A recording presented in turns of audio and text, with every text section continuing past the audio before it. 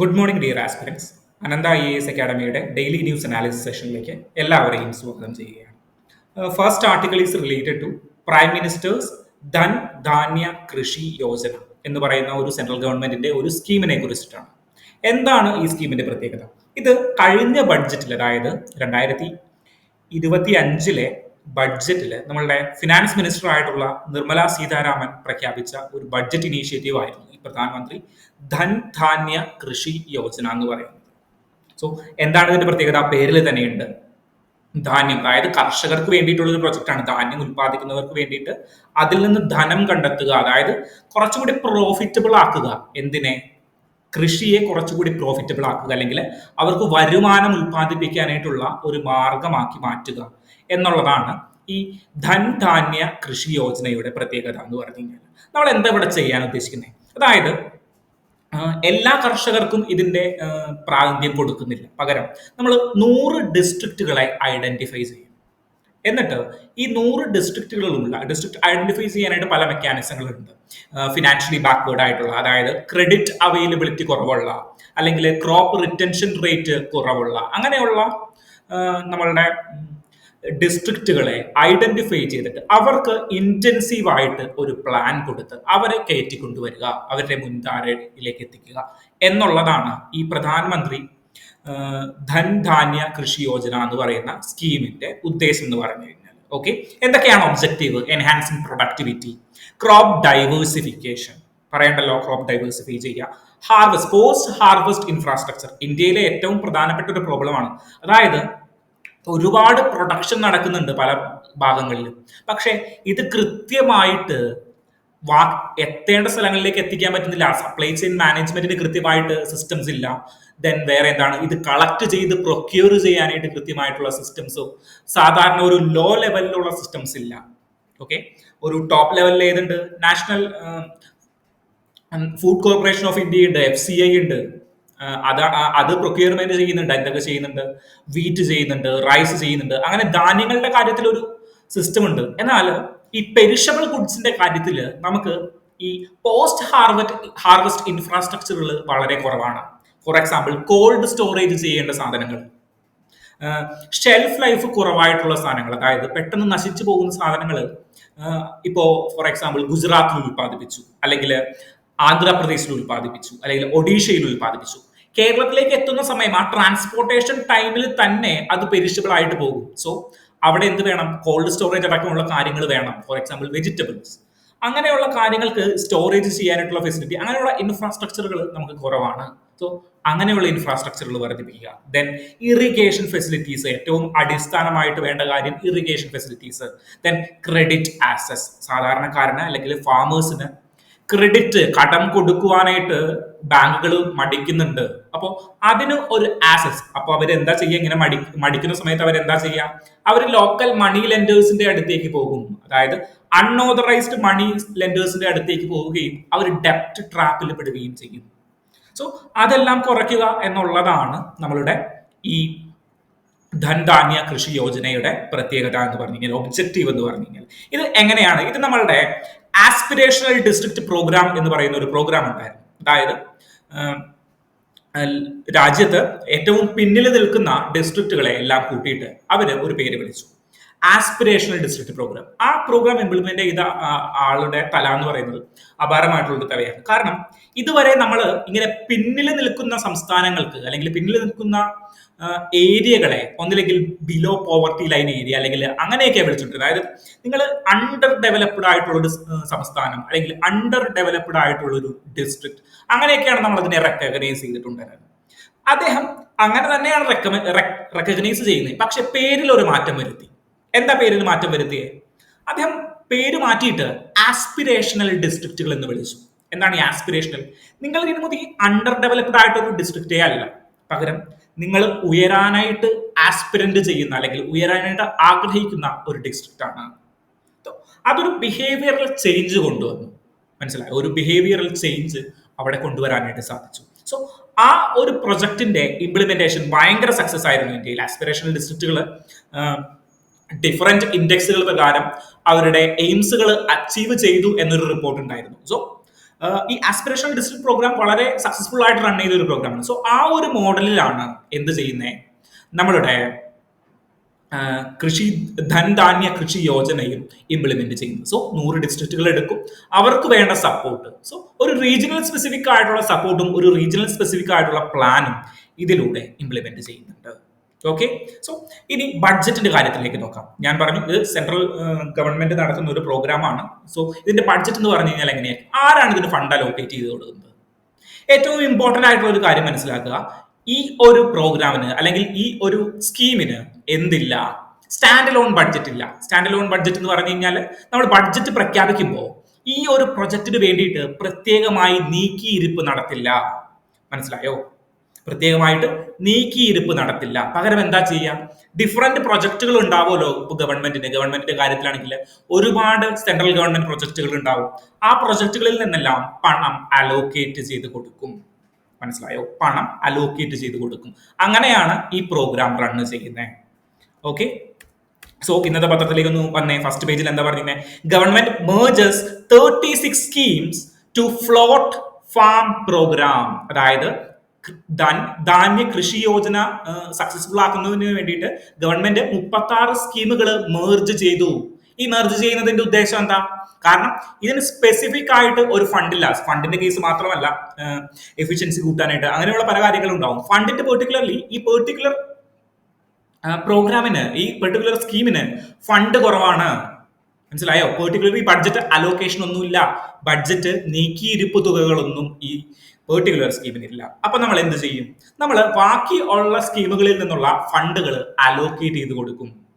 മനസ്സിലായോ? പല മിനിസ്ട്രികളുടെ ഒരു കൂടിയാലോചനകൾക്ക് ശേഷം അവരുടെ മിനിസ്ട്രിയിൽ നിന്നുള്ള ഫണ്ടുകൾ ഈ ഒരു പ്രോഗ്രാമിലേക്ക് അലോക്കേറ്റ് ചെയ്ത് കൊടുക്കും.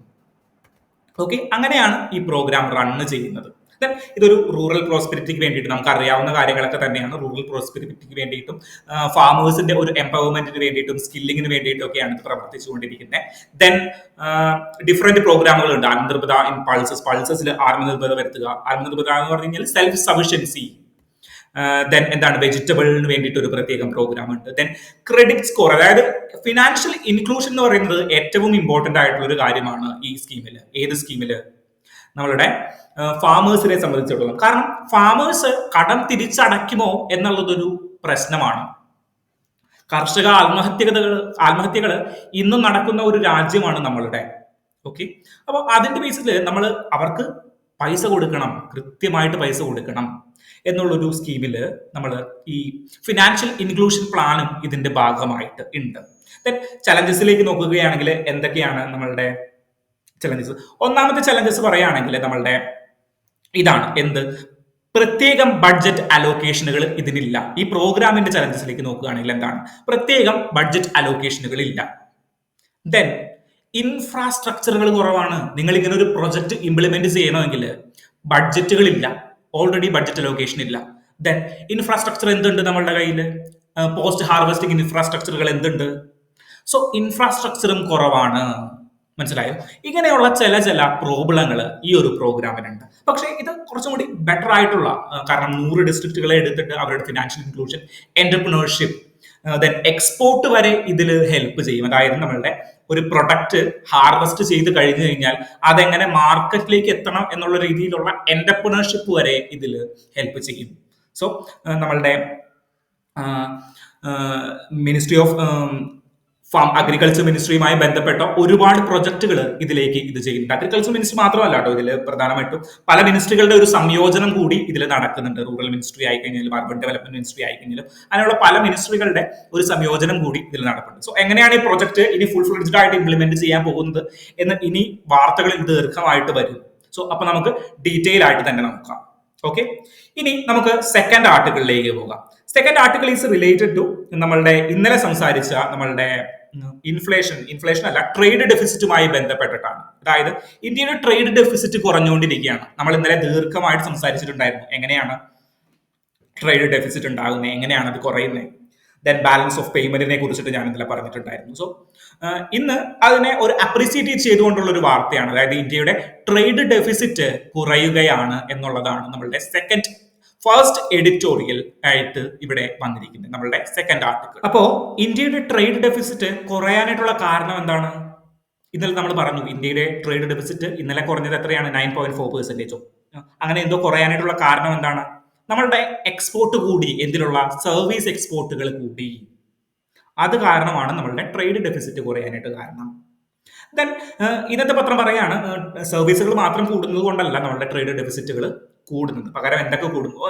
ഫുള്ളി എക്സ്പോർട്ടിന് ഒരു ഗുഡ് ലീപ്പ് സംഭവിച്ചിരിക്കുകയാണ്, ഒരു കുതിച്ചു ചാട്ടം ഉണ്ടായിരിക്കുകയാണ്. കാരണം എന്തൊക്കെയാണ്?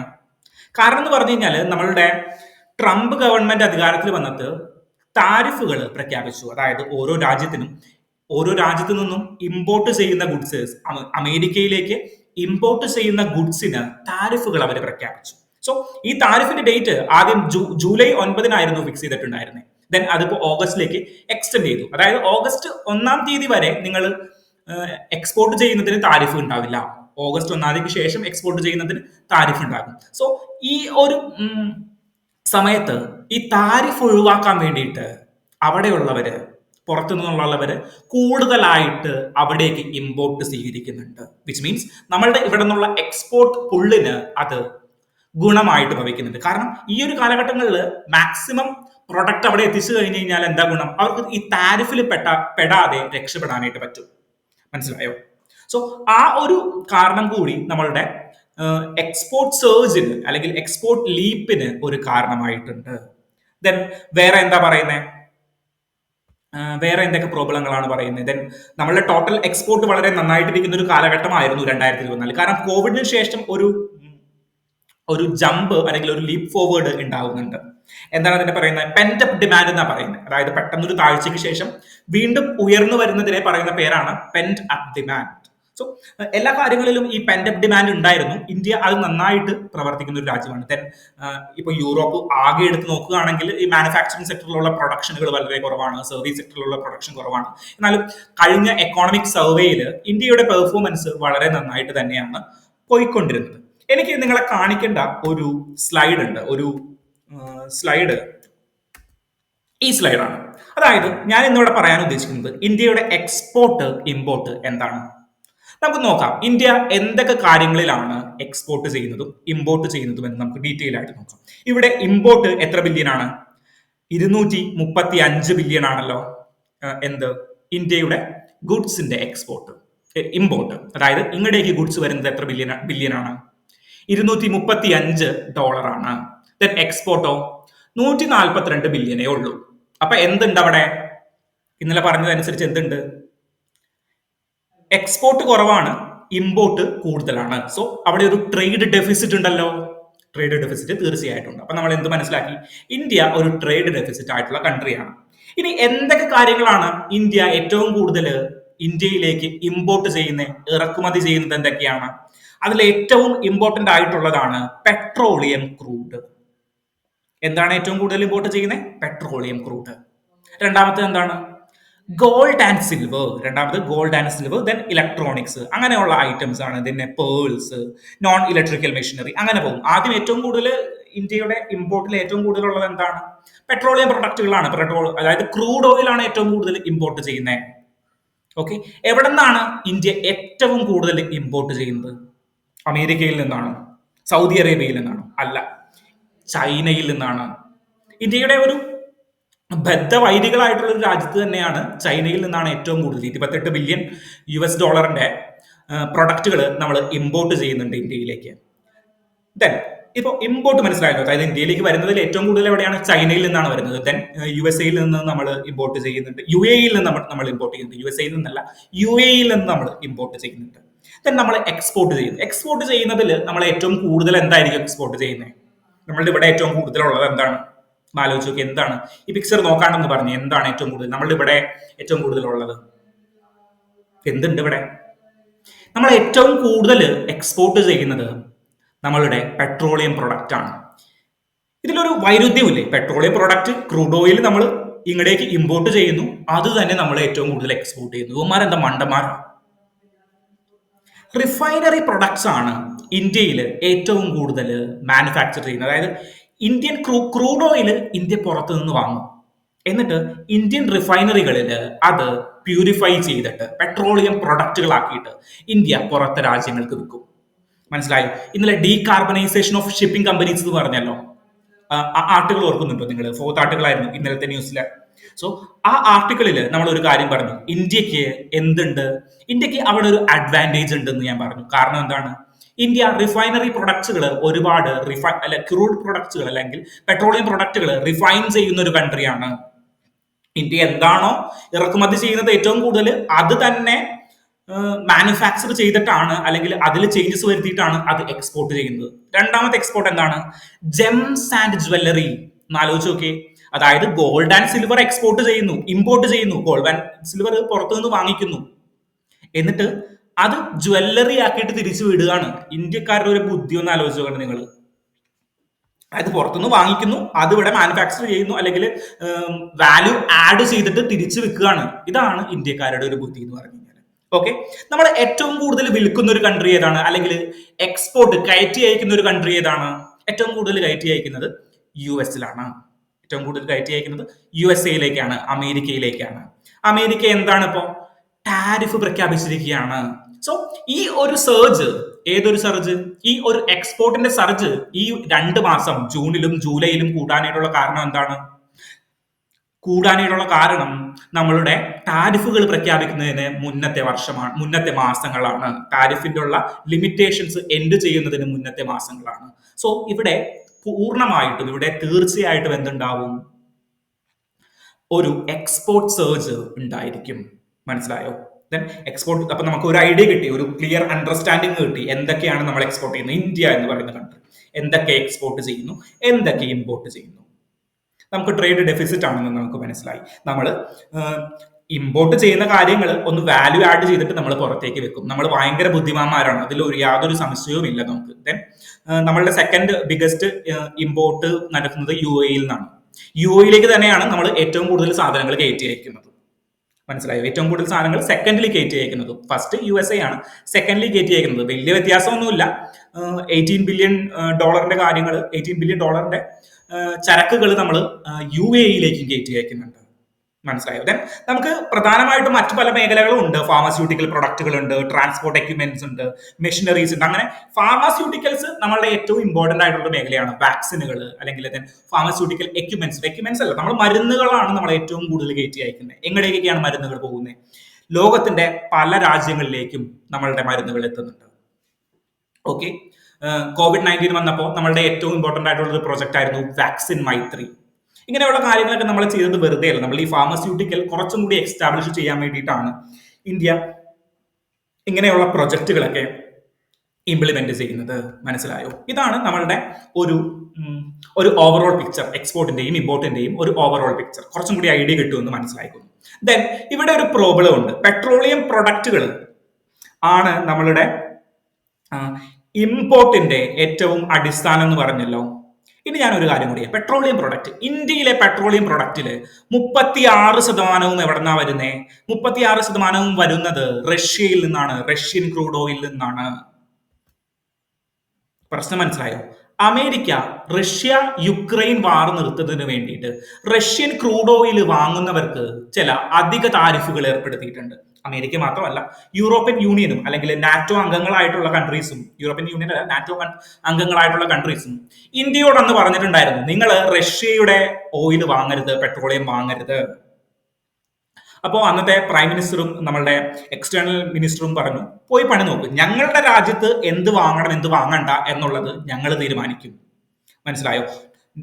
യൂറോപ്പിന്റെ പ്രശ്നം യൂറോപ്പിന്റെ മാത്രം പ്രശ്നമാണ്, ഇന്ത്യയുടെ പ്രശ്നമല്ല. ഇന്ത്യയുടെ പ്രശ്നത്തിൽ ഇന്ത്യക്ക് ഒരു പ്രശ്നം വരുമ്പോൾ നിങ്ങൾ ആരും ഇടപെടാറുണ്ടായിരുന്നില്ലല്ലോ. അപ്പോൾ ഞങ്ങളുടെ കാര്യങ്ങൾ, ഞങ്ങൾ എന്ത് വാങ്ങണം എന്ത് വാങ്ങണ്ട എന്നുള്ള കാര്യമൊന്നും യൂറോപ്പ് തീരുമാനിക്കേണ്ട കാര്യമില്ല. India is A sovereign state. പക്ഷേ ടാരിഫുകൾ അടിച്ചു കഴിഞ്ഞു കഴിഞ്ഞാൽ നമ്മളുടെ ട്രേഡിനെയും നമ്മളുടെ എക്സ്പോർട്ടിനെയും ബാധിക്കുന്നുള്ളത് കൊണ്ട് നമ്മൾ ഡയലോഗടിയിൽ കുറച്ച് കാര്യങ്ങൾ പറയുമെങ്കിലും പിൻവാതിലിലൂടെ ഇതൊക്കെ മാറ്റാനായിട്ടുള്ള ചില ശ്രമങ്ങൾ നടത്തും. അങ്ങനെയുള്ള ശ്രമങ്ങൾ നടത്തിയില്ലെങ്കിൽ ഒരു രാജ്യത്തിന് നിലനിൽക്കാനായിട്ട് പറ്റത്തില്ല. മനസ്സിലായോ? സോ നമ്മളുടെ ക്രൂഡ് ഓയിലിന്റെ അല്ലെങ്കിൽ പെട്രോളിയം ഇമ്പോർട്ടിന്റെ ഏറ്റവും കൂടുതൽ എവിടെ നിന്നാണ്? 36% റഷ്യയിൽ നിന്നാണ്. റഷ്യ എന്ന് പറയുന്ന ഒറ്റ കൺട്രിയിൽ നിന്ന് മാത്രമാണ് 36% വരുന്നത്. സോ ലാർജസ്റ്റ് ഷെയർ വഹിക്കുന്നത് റഷ്യ തന്നെയാണ്. ഓക്കെ, സോ അത് നമ്മൾ ഇനി കുറയ്ക്കേണ്ടിയിരിക്കുന്നു. കാരണം ബാക്കി സ്ഥലങ്ങളിലേക്ക് ഡൈവേഴ്സിഫൈ ചെയ്ത് പോകേണ്ടിയിരിക്കുന്നു. ഒരു റഷ്യ ഓൺലി നയത്തിൽ നിന്ന് നമ്മൾ മാറേണ്ടിയിരിക്കുന്നു എന്നുള്ളതൊക്കെയാണ് ഈ ഒരു എഡിറ്റോറിയൽ പോളിസിയിൽ ഡീറ്റെയിൽ ആയിട്ട് ഡിസ്കസ് ചെയ്യുന്നത്. ഓക്കെ, സോ ഇതാണ് നമ്മളുടെ സെക്കൻഡ് ആർട്ടിക്കിൾ എന്ന് പറഞ്ഞു കഴിഞ്ഞാൽ. Then related to third article എന്ന് പറഞ്ഞു കഴിഞ്ഞാൽ എർത്ത് ക്വേക്കിനെ സംബന്ധിച്ചിട്ടാണ് നമ്മളുടെ മൂന്നാമത്തെ ആർട്ടിക്കിൾ പറയും. സോ ഇവിടെ നമ്മൾ ആദ്യം മനസ്സിലാക്കാൻ പോകുന്നത് എന്താണ് എർത്ത് ക്വേക്ക് എന്നുള്ളതാണ്. എന്താണ് ഭൂമി കുലുക്കം എന്ന് പറഞ്ഞു കഴിഞ്ഞാൽ അത് എങ്ങനെയാണ്, നമ്മൾ ബേസിക് കാര്യങ്ങൾ 6ാം ക്ലാസ്സിലെ ടെക്സ്റ്റ് ബുക്കിൽ പറയുന്നത്. ദെൻ നമ്മൾ 11th NCERT പറയുന്ന നമ്മളുടെ ജോഗ്രഫിയിലെ എർത്ത് ക്വേക്കിനെ കുറിച്ചിട്ടൊന്ന് ബ്രീഫായിട്ടൊന്ന് ഡിസ്കസ് ചെയ്യും. അതിനുശേഷം ലോകത്ത് എവിടെയൊക്കെയാണ് എർത്ത് ക്വേക്ക് സംഭവിക്കാനായിട്ട് സാധ്യതയുള്ള പ്രദേശങ്ങൾ, അതിനുള്ള പല കാരണങ്ങളുണ്ട്, ആ കാരണങ്ങൾ ഡിസ്കസ് ചെയ്യും. എന്നിട്ടാണ് നമ്മൾ എന്തിലേക്ക് വരുന്നത്, ഇന്ത്യയുടെ സിസ്മിക് വൾണറബിലിറ്റിയിലേക്ക് വരുന്നത്. ഓക്കെ, നമ്മൾ എന്താണ് എർത്ത് ക്വേക്ക് എന്ന് ഡിസ്കസ് ചെയ്യും. അതിനുശേഷം എന്താണ് ലോകത്ത് എവിടെയൊക്കെയാണ് എർത്ത് ക്വേക്ക് സംഭവിക്കാനായിട്ട് സാധ്യതയുള്ള മേഖലകൾ, അങ്ങനെ കുറെ മേഖലകളുണ്ട്. സോ ദെൻ പിന്നെയാണ് നമ്മൾ ഇന്ത്യയുടെ സിസ്മിക് വൾണറബിലിറ്റിയിലേക്ക് വരുന്നത്. സോ എന്താണ് എർത്ത് ക്വേക്ക് ഓർക്കുന്നുണ്ടോ? ഏതാ ടെക്സ്റ്റ് ബുക്ക് പറഞ്ഞു? ഏത് ടെക്സ്റ്റ് ബുക്കിലാണ്? NCERTയുടെ ഏത് ടെക്സ്റ്റ് ബുക്കിലാണ് എർത്ത് ക്വേക്കിനെ കുറിച്ചിട്ട് പറയുന്നത്? 6ാം ക്ലാസ്സിലെ NCERT ടെക്സ്റ്റ് ബുക്കിൽ നമ്മുടെ എർത്ത് ക്വേക്കിനെ കുറിച്ചിട്ട് പറയുന്നുണ്ടാവും. വായിച്ചിട്ടില്ലാത്തവരെ ഉടനെ പോയിട്ട് വായിക്കണം എന്താണ് എർത്ത് ക്വേക്ക് എന്നുള്ളത്. സോ എന്താണ് എർത്ത് ക്വേക്ക്? എർത്ത് ക്വേക്ക് എന്ന് പറഞ്ഞു കഴിഞ്ഞാൽ ഭൂമി കുലുങ്ങുകയാണ്. ഭൂമി എങ്ങനെയാ കുലുങ്ങുന്നത്? പല രീതിയിലേക്ക് ഭൂമി കുലുങ്ങും. അതായത് ഭൂമിയുടെ ടെക്ടോണിക് പ്ലേറ്റുകൾ, ഭൂമിയുടെ അടിയിലുള്ള പ്ലേറ്റുകൾ കൂട്ടിമുട്ടുന്നത് വഴി വേണമെങ്കിൽ എർത്ത് ക്വേക്ക് ഉണ്ടാക്കാം. അല്ലെങ്കിൽ ഒരു വോൾക്കാനിക് ഇറപ്ഷൻ കാരണം എർത്ത് ക്വേക്ക് ഉണ്ടാക്കാം. അല്ലെങ്കിൽ വേറെ എങ്ങനെയൊക്കെ എർത്ത് ക്വേക്ക് ഉണ്ടാകാം? ഒന്ന് ഭൂമിയുടെ അടിയിൽ നമ്മൾ നോർമലി കേൾക്കുന്ന എർത്ത് ക്വേക്ക്, ജപ്പാന്റെ അവിടേക്ക് ഒരുപാട് ഉള്ള ഇടക്കിടക്ക് എർത്ത് ക്വേക്ക് പൊട്ടുന്ന ഒരു സ്ഥലമാണല്ലോ ജപ്പാൻ. സോ അങ്ങനെയുള്ള സ്ഥലങ്ങളിൽ നമ്മൾ കേൾക്കുന്ന നോർമൽ എർത്ത് ക്വേക്ക് അല്ലെങ്കിൽ ടെക്ടോണിക് എർത്ത് ക്വേക്ക് എന്ന് പറയും. ദെൻ എന്താണ് വോൾക്കാനിക് ഇറപ്ഷൻ കാരണം എർത്ത് ക്വേക്ക് ഉണ്ടാക്കാം. ഇനി വെറുതെ ഒരു ബോംബ് ഇട്ട് കഴിഞ്ഞ് കഴിഞ്ഞാൽ അവിടെ ഭൂമി കുലുങ്ങില്ല, അത് എർത്ത് ക്വേക്ക് അല്ലേ? സോ ഹ്യൂമൻ ഇൻഡ്യൂസ്ഡ് എർത്ത് ക്വേക്കുകൾ ഉണ്ട്.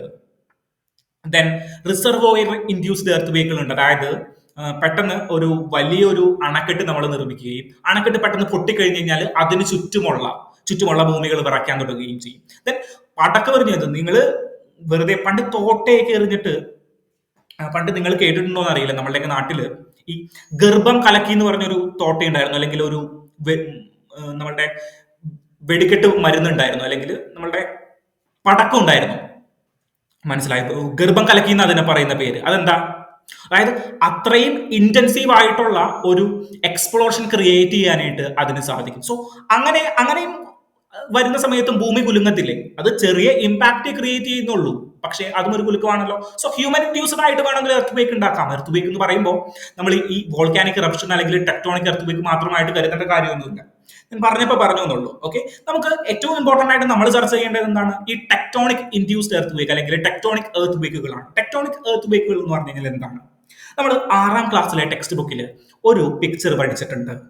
എന്താണ് ആ പിക്ചർ പറഞ്ഞിരിക്കുന്നത്? 6ാം ക്ലാസ്സിലെയോ 7ാം ക്ലാസ്സിലെയോ NCERTയിലാണ്. അത് ഒരു പിക്ചർ കാണിച്ചിട്ട് ഒരു ഫോക്കസ് പോയിന്റ്, ഒരു എപ്പി സെന്റർ പോയിന്റ്, അങ്ങനെയൊക്കെ പഠിച്ചിട്ടുണ്ടോ? ഓർക്കുന്നുണ്ടോ? ഒരു ഫോക്കസ് പോയിന്റ്, ഒരു എപ്പി സെന്റർ പോയിന്റ് ഒക്കെ പഠിച്ചത്. ദെൻ ഫോക്കസ് പോയിന്റ് ആണ് എന്ത്?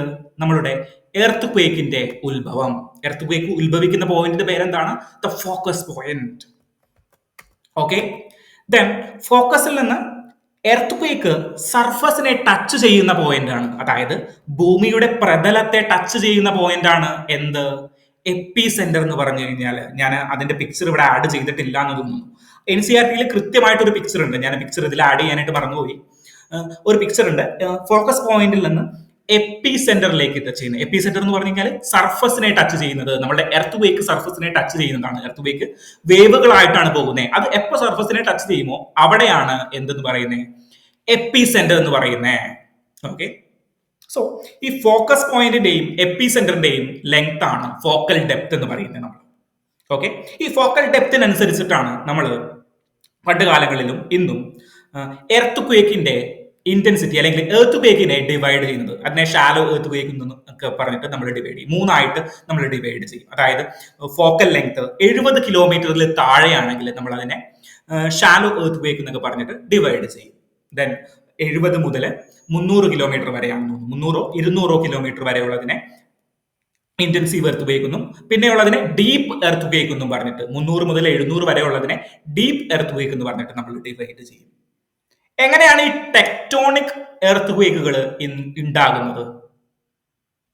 ടെക്ടോണിക് എർത്ത് ക്വേക്കുകൾ എങ്ങനെയാണ് ഉണ്ടാകുന്നത്? ഇനി നമ്മളുടെ ചർച്ച ടെക്ടോണിക് എർത്ത് ക്വേക്കിലേക്ക് നമ്മൾ ചുരുക്കുകയാണ്. എന്താണ് ഈ ടെക്ടോണിക് എന്ന് പറഞ്ഞു കഴിഞ്ഞാൽ ഞാൻ കുറെ നേരമായിട്ട് ടെക്ടോണിക് എന്ന് പറഞ്ഞുകൊണ്ടിരിക്കുന്നുണ്ട്. എന്താണ് ഈ ടെക്ടോണിക്? ടെക്ടോണിക് എന്താണെന്ന് മനസ്സിലാക്കണമെങ്കിൽ നിങ്ങൾ ജോഗ്രഫിയിലെ ഒരു ഏറ്റവും ഇമ്പോർട്ടന്റ് ആയിട്ടുള്ള തിയറി ആയിട്ടുള്ള പ്ലേറ്റ് ടെക്ടോണിക്സിനെ കുറിച്ചിട്ട് മനസ്സിലാക്കണം. എന്താണ് പ്ലേറ്റ് ടെക്ടോണിക്? അത് പറയുന്നതിന് മുൻപ് മറ്റൊരു കഥ കൂടി പറയാനായിട്ടുണ്ട്. ശ്രദ്ധിച്ചിരിക്കുക, ഏറ്റവും ഇമ്പോർട്ടന്റ് ആയിട്ടുള്ള കാര്യങ്ങളാണ്. ചിലപ്പോൾ ഒരു ഏരിയ മിസ്സായി കഴിഞ്ഞാൽ ഇത് ചിലപ്പോൾ കംപ്ലീറ്റ്ലി കണക്ട് ആവണമെന്നില്ല. നമ്മുടെ ജോഗ്രഫി ക്ലാസ്സിലെ 4-5 മണിക്കൂർ നമുക്ക് ദീർഘമായിട്ട് പഠിപ്പിക്കേണ്ട കാര്യമാണ് ഞാൻ ഇവിടെ ചുരുക്കി പറയുന്നത്. ഓക്കെ, അപ്പൊ അതിന്റെ പോരായ്മകൾ ഉണ്ടാവും, നിങ്ങൾ കൃത്യമായിട്ട് ശ്രദ്ധിച്ചിരിക്കുക. സോ പ്ലേറ്റ് ടെക്ടോണിക്കിനെ കുറിച്ചിട്ട് പറയുന്നതിന് മുമ്പ് നമുക്ക് വേറൊരു കാര്യം പറയാനുണ്ട്, കോണ്ടിനെന്റൽ ഡ്രിഫ്റ്റിനെ കുറിച്ചിട്ട്. അതായത് നമ്മൾ ഇന്ന് കാണുന്ന കോണ്ടിനെന്റുകൾ ഉണ്ടല്ലോ, Africa, south America, north America, Asia, ഇങ്ങനെ പറയുന്ന കോണ്ടിനെന്റുകൾ എങ്ങനെയാ രൂപപ്പെട്ടെ എന്ന് പറഞ്ഞു കഴിഞ്ഞാല് പണ്ട് കാലത്ത് ഇത് എങ്ങനെയാണെന്ന് നമുക്ക് അറിയാൻ പാടുണ്ടായിരുന്നില്ല. അപ്പോ 1595 മുതൽ പല തിയറികളും, പല കോൺസ്പിറൻസി തിയറികളും നിലവിലുണ്ടായിരുന്നു. ഇത് മുട്ടയുടെ തൊണ്ടാണെന്നും അതിങ്ങനെ പൊട്ടി പോകുകയാണെന്നും എന്നുള്ള പല കഥകളൊക്കെ എയറിലുണ്ടായിരുന്നു. പക്ഷേ 1915 ആദ്യമായിട്ട് ഇതെങ്ങനെയാണ് കോണ്ടിനെന്റുകൾ രൂപപ്പെട്ടത് എന്നുള്ളൊരു തിയറി വരുന്നത്. അത് ഇൻട്രൊഡ്യൂസ് ചെയ്തിരിക്കുന്നത് ആൽഫ്രഡ് വെഗ്നർ എന്ന് പറയുന്ന ഒരാളായിരുന്നു. അദ്ദേഹം പറഞ്ഞു, മക്കൾ, ഈ കോണ്ടിനെന്റ് എന്ന് പറയുന്നത് ഉണ്ടല്ലോ, ഇങ്ങനെ ഒറ്റ രാത്രി കൊണ്ട് എങ്ങനെയോ രൂപപ്പെട്ട കാര്യമല്ല. പണ്ട് ആദ്യകാലങ്ങളിൽ ഈ കരകളെല്ലാം, അതായത് ഇന്ന് കാണുന്ന പല വൻകരകളെല്ലാം കൂടി ചേർന്ന് ഒരൊറ്റ കരയേ ഉണ്ടായിരുന്നുള്ളൂ. ഇന്നത്തെ സമുദ്രം എല്ലാം ചേർന്ന് ഒരു ഒറ്റ കടലേ ഉണ്ടായിരുന്നുള്ളൂ. ഓക്കെ, പാൻജിയ ആൻഡ് പന്തലാസ എന്നാണ്. പാൻജിയ എന്ന് പറഞ്ഞു കഴിഞ്ഞാൽ ടോട്ടൽ കരയെ വിളിക്കുന്ന പേരാണ് പാൻജിയ. ദെൻ ടോട്ടൽ കടലിനെ ചേർന്ന് പന്തലാസ എന്ന് പറഞ്ഞുകൊണ്ടിരുന്നത് പന്തലാസ. അങ്ങനെ കരയും കടലുമായിട്ട് ആകെ 2 എണ്ണമേ ഉണ്ടായിരുന്നുള്ളൂ. അതിനുശേഷം പയ്യെ ഈ കോണ്ടിനെന്റുകൾ ഡ്രിഫ്റ്റ് ചെയ്യാനായിട്ട് തുടങ്ങി, നീങ്ങാനായിട്ട് തുടങ്ങി. ദെൻ ആദ്യഘട്ടങ്ങളിൽ ലുറേഷ്യ എന്നും ഗോണ്ട്വാന എന്ന് പറയുന്ന 2 കോണ്ടിനെന്റുകളായിട്ട് ഇത് ഡിവൈഡ് ചെയ്തു. ഓക്കെ, പിന്നീട് ഈ കോണ്ടിനെന്റുകളുടെ ഡ്രിഫ്റ്റ് അല്ലെങ്കിൽ കോണ്ടിനെന്റുകൾ നീങ്ങാനായിട്ടുള്ളത് കൂടി വരികയും ഇന്ന് 7 കോണ്ടിനെന്റുകളായിട്ട് ലോകത്ത് മാറുകയും ചെയ്തു. ഇതാണ് കോണ്ടിനെന്റൽ ഡ്രിഫ്റ്റ് തിയറി എന്ന് പറഞ്ഞ് നമ്മളുടെ മുന്നോട്ട് വെച്ച ആൽഫ്രഡ് വെഗ്നർ മുന്നോട്ട് വെച്ച തിയറി. ഓക്കെ, പക്ഷേ അദ്ദേഹം ഇത് പറഞ്ഞപ്പോഴും എന്തുകൊണ്ടാണ് ഇങ്ങനെ ഇത് നീങ്ങുന്നത് എന്ന് പറഞ്ഞില്ല. എന്തുകൊണ്ടാണ് ഇതിങ്ങനെ നീങ്ങുന്നത്? എന്ത് കാരണം കൊണ്ടായിരിക്കും ഇങ്ങനെ കോണ്ടിനെന്റുകൾ ഇങ്ങനെ നീങ്ങാനായിട്ടുള്ള കാരണം? എന്ത് കാരണം കൊണ്ടാണ്? അത് അദ്ദേഹത്തിന് എക്സ്പ്ലെയിൻ ചെയ്യാനായിട്ട് പറ്റിയില്ല. പക്ഷെ അദ്ദേഹം പറഞ്ഞു ഇങ്ങനെയാണ് നീങ്ങിയത്. ഇതിന് പല ഉദാഹരണങ്ങളും അദ്ദേഹം ചൂണ്ടിക്കാണിച്ചു. അതായത് നിങ്ങൾ നമ്മളുടെ ആഫ്രിക്കയെയും നമ്മളുടെ ആഫ്രിക്കൻ കോണ്ടിനെന്റിനെയും സൗത്ത് അമേരിക്കൻ കോണ്ടിനെന്റിനെയും നോക്കിയേ. അതായത് ഇവിടെയുള്ള ആഫ്രിക്കൻ കോണ്ടിനെന്റിനെയും സൗത്ത് അമേരിക്കൻ കോണ്ടിനെന്റിനെയും നോക്കിയേ. 3ാമത്തെ പിക്ചറാണ് ഞാൻ പറയുന്നത്, അല്ലെങ്കിൽ 4ാമത്തെ പിക്ചർ നോക്കിയോ. ഇത് രണ്ടും ഒരമ്മ പെറ്റ അളിയന്മാരെ പോലെ ഉണ്ടോ? ഒരമ്മ പെറ്റ മക്കളെ പോലെ ഉണ്ടോ? ഒരമ്മ പെറ്റ അളിയന്മാരെ പോലെ ഉണ്ടോ? ഉണ്ട്. അതായത് ഈ 2 കോണ്ടിനെന്റിനെയും ചേർത്ത് വെച്ച് കഴിഞ്ഞാൽ ഏകദേശം ഒരു രൂപം കിട്ടുന്നുണ്ടോ? അതായത് ഒറ്റ കോണ്ടിനെന്റിന്റെ ഭാഗത്ത് നിന്ന് വിട്ടുപോയതായിട്ട് തോന്നുന്നുണ്ടോ? ഉണ്ട്.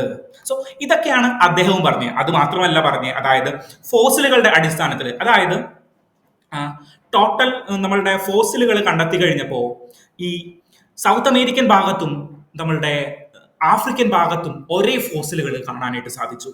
ഒരു മൃഗത്തിന്റെ തന്നെ ഫോസിലുകൾ. ദെൻ റോക്കുകളുടെ സ്ട്രക്ചർ, റോക്കുകളുടെ എലമെന്റ്, കെമിക്കൽ കമ്പോസിഷനുകൾ, ഇതെല്ലാം ഈ കോണ്ടിനെന്റുകൾക്ക് അനുസരിച്ചായിട്ട് ചില സ്ഥലങ്ങളിൽ സെയിം ആയിട്ട് വന്നു. ദെൻ ചില സ്പീഷീസുകൾ, അതായത് നീന്താൻ അറിയാത്ത സ്പീഷീസുകൾ, ഫോർ എക്സാമ്പിൾ സൗത്ത് അമേരിക്കയിലുള്ള ഒരു സ്പീഷീസ്, അത് വെള്ളത്തിലും ജീവിക്കാത്തൊരു സ്പീഷീസ് ആണ്, അതായത് കരയിൽ മാത്രമുള്ള സ്പീഷീസ് ആണ്. അതിന്റെ സാന്നിധ്യം എവിടെയും വന്നു? യൂറോപ്പിലും ഏഷ്യയിലും വന്നു. അതെങ്ങനെ വന്നു? പറന്ന് അപ്പുറത്തേക്ക് പോയോ? അല്ലെങ്കിൽ ആരെങ്കിലും പിടിച്ചോട് കൊണ്ടുപോയിട്ട് അപ്പുറത്തേക്ക് ഇട്ടോ? അതൊന്നുമല്ല.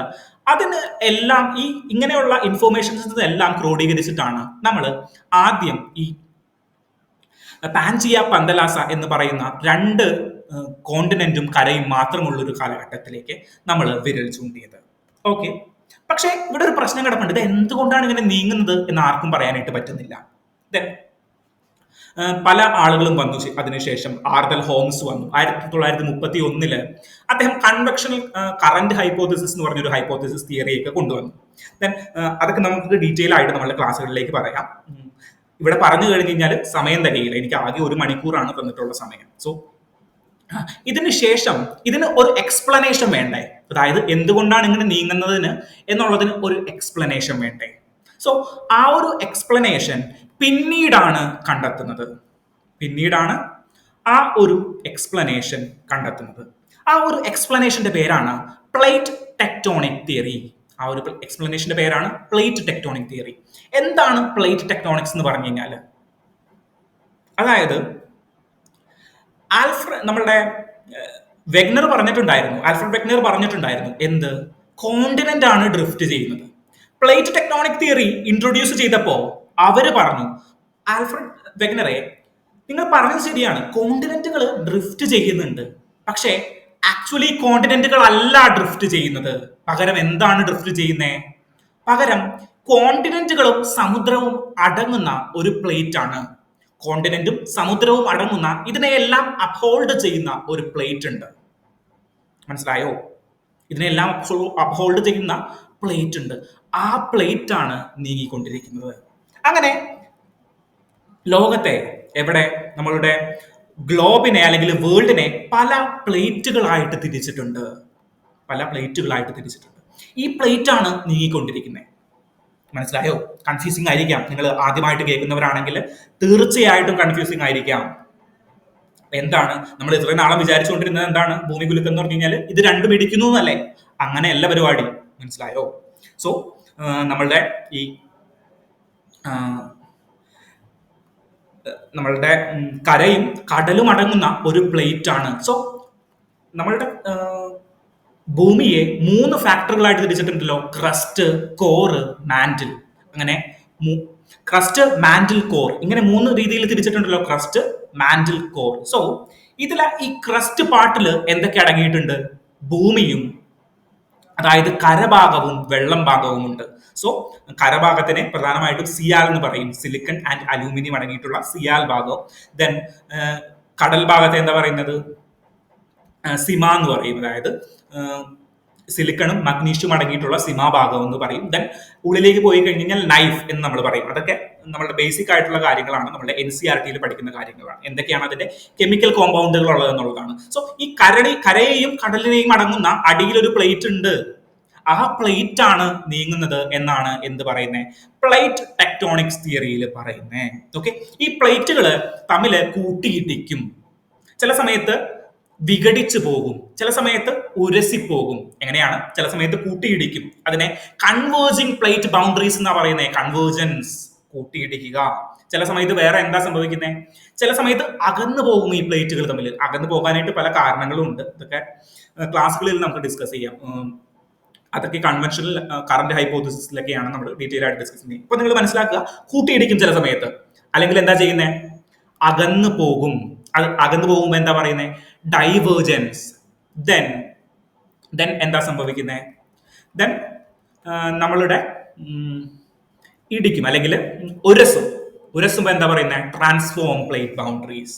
സോ ഇങ്ങനെയുള്ളതാണ്. ഇവിടെ കണ്ടോ, ഈ പിക്ചർ നിങ്ങൾക്ക് കാണാൻ പറ്റുന്നുണ്ടല്ലോ. വേറെ ഒരു കാര്യങ്ങളിലേക്കും ചിന്തിക്കണം. ഈ പിക്ചർ കാണാൻ പറ്റുന്നുണ്ടല്ലോ. ഇത്രയും പിക്ചറുകളായിട്ട് 7ഓളം മേജർ പ്ലേറ്റുകളും 12ഓളം എനിക്ക് തോന്നുന്നു 12ഓളം മേജർ പ്ലേറ്റുകളും 7ഓളം മൈനർ പ്ലേറ്റുകളുമായിട്ട് ഡിവൈഡ് ചെയ്തിട്ടുണ്ട്. സോ ഇതിൽ എന്താ സംഭവിക്കുന്നതെന്ന് വെച്ച് കഴിഞ്ഞാൽ, ഈ ഭാഗങ്ങൾ കണ്ടോ, ഈ നമ്മളുടെ ഈ ആഫ്രിക്ക കണ്ടോ, ആഫ്രിക്ക അടങ്ങുന്ന ഈ ഓറഞ്ചിനെ ആഫ്രിക്കൻ പ്ലേറ്റ് ആയിട്ട്, അതായത് കൂടുതൽ ഭാഗം കരയുള്ള പ്ലേറ്റുകളെ കോണ്ടിനെന്റൽ പ്ലേറ്റുകൾ എന്നും കൂടുതൽ ഭാഗം വെള്ളമുള്ള പ്ലേറ്റുകളെ നമ്മൾ എന്തെന്ന് വിളിച്ചു? ഓഷ്യാനിക് പ്ലേറ്റുകൾ എന്നും വിളിച്ചു. ഓക്കെ, അങ്ങനെയുള്ള ഡിഫറെന്റ് പ്ലേറ്റുകൾ കൂട്ടിയിടിക്കുകയും അകന്നു പോവുകയും ചെയ്യുന്ന ഒരു പ്രക്രിയയിലൂടെയാണ് എന്ത് ക്രിയേറ്റ് ചെയ്യപ്പെട്ടെ? കോണ്ടിനെന്റുകൾ ക്രിയേറ്റ് ചെയ്യപ്പെട്ടത്. മനസ്സിലായോ? സോ കോണ്ടിനെന്റുകൾ എങ്ങനെയാണ് ക്രിയേറ്റ് ചെയ്യപ്പെട്ടെ? കോണ്ടിനെന്റുകൾ പഴയ കാലഘട്ടങ്ങളിൽ ഒന്നിച്ചായിരുന്നു. അതിനെ പറയുന്ന പേര് പാൻജിയ ആൻഡ് പന്തലാസ. കേട്ടിട്ടില്ലെങ്കിൽ വീണ്ടും വീണ്ടും കേട്ട് കഴിയുമ്പോൾ നമ്മൾ ഈ പേരൊക്കെ പഠിക്കും. മനസ്സിലായോ? ആദ്യമായിട്ട് കേൾക്കുന്നവർ പേടിക്കൊന്നും വേണ്ട. ഞാൻ ആദ്യമായിട്ട് കേട്ടപ്പോഴും ഇതൊന്നും എനിക്ക് അറിയാൻ പാടുണ്ടായിരുന്നില്ല. ഓക്കെ, സോ ഞാനും ആദ്യമായിട്ട് കേട്ടത് UPSCയിലേക്ക് വന്നപ്പോഴാണ്. ഇങ്ങനെയൊക്കെ ഒരു കഥയൊക്കെ ഉണ്ടായിരുന്നല്ലോ എന്നുള്ള കേട്ടത് നമ്മൾ UPSCയിലേക്ക് വന്നപ്പോൾ മാത്രമാണ്. So every learner is once a beginner, or എല്ലാവരും ആദ്യം തുടക്കക്കാരായിരുന്നു. അത് മാത്രം മനസ്സിലോർക്കുക. നമ്മൾ വിഷയത്തിൽ നിന്ന് തന്നെ മാറി. എന്തായിരുന്നു നമ്മൾ പറഞ്ഞുകൊണ്ടിരുന്നത്? പ്ലേറ്റ് ബൗണ്ടറീസിനെ കുറിച്ചിട്ടായിരുന്നു. അതായത് ഉരസും അല്ലെങ്കിൽ അകന്നു മാറും, കൂടിച്ചേരും. ഓക്കെ, ഇങ്ങനെയുള്ള പ്രതിഭാസങ്ങൾ ഇവിടെ നടക്കുന്നുണ്ട്. സോ ഇങ്ങനെയുള്ള പ്രതിഭാസങ്ങൾ നടക്കുമ്പോഴാണ് എന്ത് സംഭവിക്കുന്നത്? ടെക്ടോണിക് എർത്ത്ക്വേക്കുകൾ സംഭവിക്കുന്നത്. മനസ്സിലായോ? എർത്ത്ക്വേക്കുകൾ എന്താണെന്ന് മനസ്സിലായോ? എർത്ത്ക്വേക്കുകൾ സംഭവിക്കുന്നത് ഒന്നില്ലെങ്കിൽ കൺവേർജൻസിന്റെ ടൈമിലും അല്ലെങ്കിൽ നമ്മളുടെ എവിടെ കൺവേർജൻസ് ടൈമിലും അല്ലെങ്കിൽ ഡൈവേർജൻസിന്റെ സമയത്തുമാണ്. മനസ്സിലായോ? ഇവിടെ കൺവേർജൻസ് നോക്കിയേ. നമ്മളുടെ ആഫ്രിക്കൻ പ്ലേറ്റും യൂറേഷ്യൻ പ്ലേറ്റ്, അതായത് യൂറേഷ്യൻ പ്ലേറ്റ് എന്ന് പറയുന്ന ഏഷ്യയുടെ പല ഭാഗങ്ങളും യൂറോപ്പിന്റെ കരഭാഗങ്ങളും കൂടിയുള്ള പ്ലേറ്റിനെയാണ് യൂറേഷ്യൻ പ്ലേറ്റ് എന്ന് വിളിക്കുന്നത്. ഈ യൂറേഷ്യൻ പ്ലേറ്റുമായിട്ട് ആഫ്രിക്കൻ പ്ലേറ്റ് കൊളൈഡ് ചെയ്യുന്നുണ്ടല്ലോ. ദെൻ ഇവിടെ ഒരു ചെറിയ ഇന്ത്യൻ പ്ലേറ്റ് ഉണ്ട്. ഇന്ത്യ അടങ്ങുന്ന ഇന്ത്യൻ പ്ലേറ്റ് ഉണ്ട്. ഇന്ത്യൻ പ്ലേറ്റ് എന്തുമായിട്ടാണ് ഇടിക്കുന്നത്? ഇന്ത്യൻ പ്ലേറ്റ് യുറേഷ്യൻ പ്ലേറ്റുമായിട്ട് കൊളൈഡ് ചെയ്യുന്നു, യുറേഷ്യൻ പ്ലേറ്റുമായിട്ട് കൺവേർജ് ചെയ്യുന്നു. സോ അവിടെ വോൾക്കാനോസ് ഉണ്ടാവാനായിട്ടുള്ള സാധ്യതകളില്ലേ? വോൾക്കാനായിട്ട് ഉണ്ടാവാനായിട്ടുള്ള സാധ്യതകളുണ്ട്, അല്ലെങ്കിൽ എർത്ത് ക്വേക്കുകൾ സംഭവിക്കാനായിട്ടുള്ള സാധ്യതകളുണ്ട്. ദെൻ ഇപ്പുറത്ത് കാണുന്ന, അതായത് റൈറ്റ് സൈഡിൽ കാണുന്ന ഒരു യെല്ലോയിഷ് കളറിലുള്ളതാണ് എന്ത്? Pacific ocean plate. Pacific ocean എന്ന് പേര് വരാൻ കാരണം എന്താണ്? കൂടുതലും ഓഷ്യൻ ഏരിയയാണ് അവിടെ കൂടുതലുള്ളത്, കരഭാഗം കുറവാണ്. അതുകൊണ്ട് നമ്മൾ ഓഷ്യന്റെ പേരിട്ട് വിളിച്ചു, പസഫിക് ഓഷ്യൻ പ്ലേറ്റ് അല്ലെങ്കിൽ പസഫിക് പ്ലേറ്റ്, ഓഷ്യാനിക് പ്ലേറ്റ് ആണ്. ഇത് എന്തുമായിട്ട് ഇടിക്കുന്നു? നോർത്ത് അമേരിക്കൻ പ്ലേറ്റുമായിട്ട് ഇടിക്കുന്നു. നോർത്ത് അമേരിക്കൻ പ്ലേറ്റുമായിട്ട് ഇടിക്കുന്നു. അവിടെ എന്ത് സംഭവിക്കുന്നു? കൺവേർജൻസ് സംഭവിക്കുകയാണ്, ഇടി സംഭവിക്കുകയാണ്. ഇടിക്കുമ്പോൾ എന്ത് പറ്റും? ഇടിക്കുമ്പോൾ എർത്ത് ക്വേക്ക് സംഭവിക്കും. ലോകത്ത് ഏറ്റവും കൂടുതൽ എർത്ത് ക്വേക്ക് സംഭവിക്കുന്നത് എവിടെയാണെന്ന് അറിയാമോ? ലോകത്ത് ഏറ്റവും കൂടുതൽ എർത്ത് ക്വേക്ക് സംഭവിക്കുന്നത് ഈ സർക്യൂം പസഫിക് ബെൽറ്റിന്റെ ഉള്ളിലാണ്. അതായത് നമ്മളുടെ പസഫിക് പ്ലേറ്റും അല്ലെങ്കിൽ പസഫിക് ഓഷ്യൻ പ്ലേറ്റും നോർത്ത് അമേരിക്കൻ പ്ലേറ്റും കൂടി ഇടിക്കുന്ന സ്ഥലത്താണ്, അല്ലെങ്കിൽ കൂടി കൺവേർജ് ചെയ്യുന്ന സ്ഥലത്താണ് എന്ത് വരുന്നത്? ഏറ്റവും കൂടുതൽ ലോകത്ത് എർത്ത് ക്വേക്കുകൾ സംഭവിക്കുന്നത്. നിങ്ങൾ എർത്ത് ക്വേക്ക് എപ്പോഴും കേട്ടിട്ടുള്ള ഒരു കൺട്രിയുടെ പേരെന്താണ്? ജപ്പാൻ എന്നാണോ? അതായത് ജപ്പാനിൽ മഴ പെയ്യുന്ന പോലെയാണ് എർത്ത് ക്വേക്ക് വരുന്നത്. അതായത് അവിടുത്തെ പിള്ളേരെന്നൊക്കെ പറഞ്ഞ എർത്ത് ക്വേക്ക് എന്ന് പറഞ്ഞു കഴിഞ്ഞാൽ നമ്മൾ രാവിലെ എഴുന്നേൽക്കുമ്പോൾ ഹായ് മഴ എന്ന് പറയുന്ന ആ ഒരു സ്കീമിലാണ് എർത്ത് ക്വേക്കിനെ കാണുന്നത്. അയ്യോ ഇന്ന് എർത്ത് ക്വേക്ക്, ഇന്ന് അദ്ദേഹം കുലുങ്ങിയില്ല കേട്ടോ, ഇന്നലത്തെ പോലെ കുലുങ്ങിയില്ല എന്നൊക്കെ പറഞ്ഞ് അവിടെ പിള്ളേർ ചിലപ്പോൾ കളിതമാശ പറയുന്നുണ്ടാവും. അതിന് കാരണം എന്താണ്? ഇത് ഈ ഒരു കൺവെർജൻസ്, ഈ നമ്മളുടെ ജപ്പാൻ എവിടെയാ കിടക്കുന്നേ? എന്റെ മൗസ് കാണാൻ പറ്റുന്നുണ്ടോ? ഈ ഭാഗത്താണ്. അതായത് ഇന്ത്യ ഇവിടെ കൊന്നു, ഇന്ത്യയുടെ ഇപ്പുറം ആരുണ്ട്? ഈസ്റ്റ് ഏഷ്യൻ കൺട്രീസ് ഉണ്ട്, തായ്ലൻഡ്, മ്യാൻമർ, അങ്ങനെയുള്ള കൺട്രീസ് ഉണ്ട്. ദെൻ ചൈനയുടെ ഇപ്പുറം, ചൈനയുടെ മുകളിലാണ് ആര്? ജപ്പാൻ ഇരിക്കുന്നത്. സോ ഏകദേശം നമ്മളുടെ സർക്യൂം പസഫിക് ബെൽറ്റിന്റെ ഏറ്റവും അടുത്തുള്ള ഒരു കൺട്രി ഏതാണ്?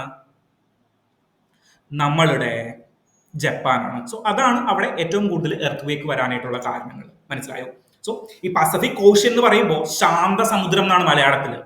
അത് സമുദ്രത്തിന്റെ നടുക്ക് വെച്ചിട്ടാണ്, അല്ലെങ്കിൽ സമുദ്രത്തിലൂടെ യാത്ര ചെയ്യുന്ന ഒരാളെ സംബന്ധിച്ചിടത്തോളം ആണ് ഇത് ശാന്ത സമുദ്രം. ഈ സമുദ്രത്തിന്റെ ബൗണ്ടറിയിലേക്ക് പോയി കഴിഞ്ഞാൽ, സമുദ്രത്തിന്റെ പ്ലേറ്റ് ബൗണ്ടറിയിലേക്ക് പോയി കഴിഞ്ഞാൽ ഏറ്റവും അശാന്തമായിട്ടുള്ള ഒരു സ്ഥലമാണ് ഈ സർക്യൂം പസഫിക് ബെൽറ്റ് എന്ന് പറയുന്നത്. സോ ഇതിന് മറ്റൊരു പേര് കൂടി വിളിക്കും, ring of fire. Ring of fire, fire അല്ല fire. So ring of fire എന്ന് വിളിക്കുന്നത് എന്താണ്? റിംഗ് ഓഫ് ഫയർ എന്ന് വിളിക്കുന്നത് ഈ മേഖലയിലാണ് ഏറ്റവും കൂടുതൽ വോൾക്കാനോസ് ഉള്ളത്. വോൾക്കാനോസും ക്രിയേറ്റ് ചെയ്യുന്നത് ഈ കൺവേർജൻസും ഡൈവേർജൻസും സമയത്താണ്. മനസ്സിലായോ? എർത്ത് ക്വേക്കിന്റെ സമാനമായ രീതി തന്നെയാണ് വോൾക്കാനോസിനും. സോ വോൾക്കാനോസ് ഏറ്റവും കൂടുതൽ ഉണ്ടാവുന്നതും ഇവിടെയാണ്. ഓക്കെ, അതുകൊണ്ടാണ് ഇതിനെ റിംഗ് ഓഫ് ഫയർ എന്ന് വിളിക്കുന്നത്. ദെൻ വേറെ എവിടെയാണ്? ഇപ്പൊ സർക്യൂം പസഫിക് ബെൽറ്റ് പറഞ്ഞു, നമ്മൾ ജപ്പാന്റെ കാര്യം ഓർത്തു.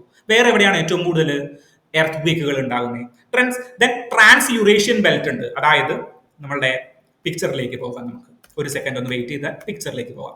ഈ പിക്ചറിലേക്ക് വരുന്നു. അതായത് യൂറോപ്യൻ പ്ലേറ്റും ഇന്ത്യൻ പ്ലേറ്റും കൂടി ചേരുന്ന സ്ഥലമുണ്ടല്ലോ. ദെൻ ഇപ്പുറത്തെ ഒരു പ്ലേറ്റ് ഉണ്ടല്ലോ, ഈ ഡാർക്കിഷ് മഞ്ഞ, നമ്മുടെ പസഫിക് പ്ലേറ്റ് അല്ല, ഡാർക്കിഷ് മഞ്ഞ. സോ ഇങ്ങനെയുള്ള യൂറോപ്യൻ പ്ലേറ്റുമായിട്ടുള്ള യുറേഷ്യൻ പ്ലേറ്റുമായിട്ട് കൂട്ടിയിടിക്കുന്ന സ്ഥലങ്ങളിൽ അവിടെയും വോൾക്കാനോസ് ക്രിയേറ്റ് ചെയ്യപ്പെടാലോ, അല്ലെങ്കിൽ എർത്ത് ക്വേക്സ് ക്രിയേറ്റ് ചെയ്യപ്പെടാലോ, ഭൂമി ചലിക്കാലോ. ചലിക്കാൻ സാധിക്കുമോ? ചലിക്കാനായിട്ട് പറ്റും. സോ അവിടെയും അവിടെയും എന്ത് ക്രിയേറ്റ് ചെയ്യപ്പെടും? എർത്ത് ക്വേക്കുകൾ ക്രിയേറ്റ് ചെയ്യപ്പെടും. സോ നമ്മൾ ഈ ഒരു സ്ലൈഡ് കിട്ടിയതിന് ശേഷം, നിങ്ങൾക്ക് ഈ സ്ലൈഡ് കിട്ടിയതിന് ശേഷം ഈ രണ്ട് പടങ്ങളും നിങ്ങൾ കൃത്യമായിട്ട് നോക്കുക. സർക്യൂം പസഫിക് ബെൽറ്റ് എവിടെയാണെന്ന് നോക്കുക.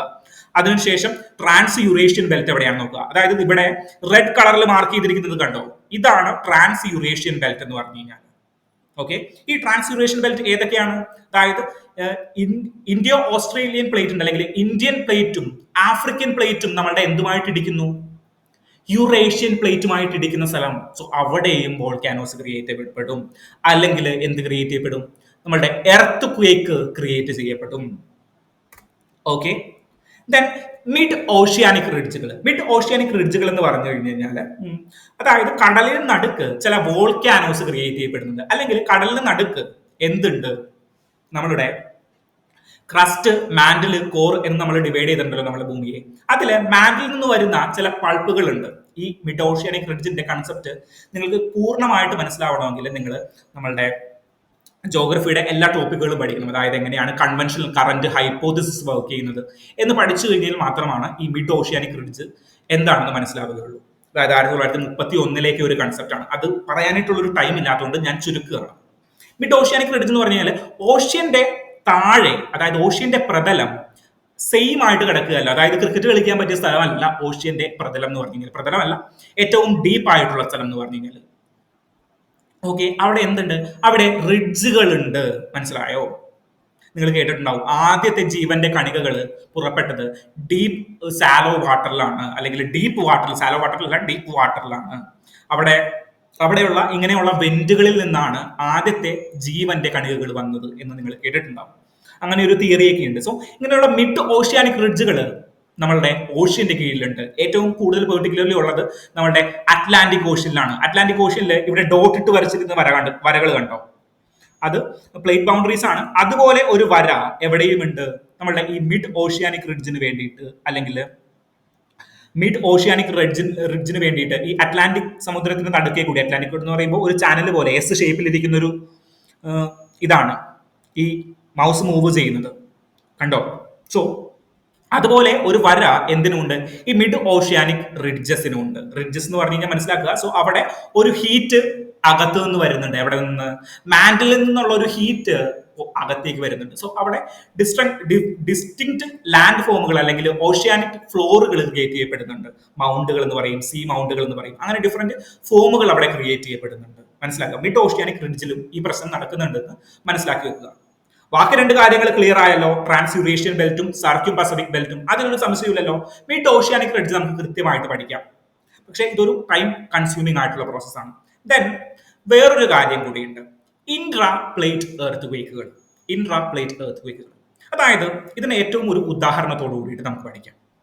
നമ്മൾ പറഞ്ഞല്ലോ, നമ്മളുടെ ഇന്ത്യൻ പ്ലേറ്റും യുറേഷ്യൻ പ്ലേറ്റും കൂട്ടിയിടിച്ചിട്ടാണ് ഇന്ത്യയിൽ എർത്ത് ക്വേക്കിനുള്ള സാധ്യതകൾ വരുന്നത്. അതായത് ഹിമാലയൻ റീജിയണിലാണ് ഏറ്റവും കൂടുതൽ എർത്ത് ക്വേക്കിനുള്ള സാധ്യതകൾ വരുന്നത്.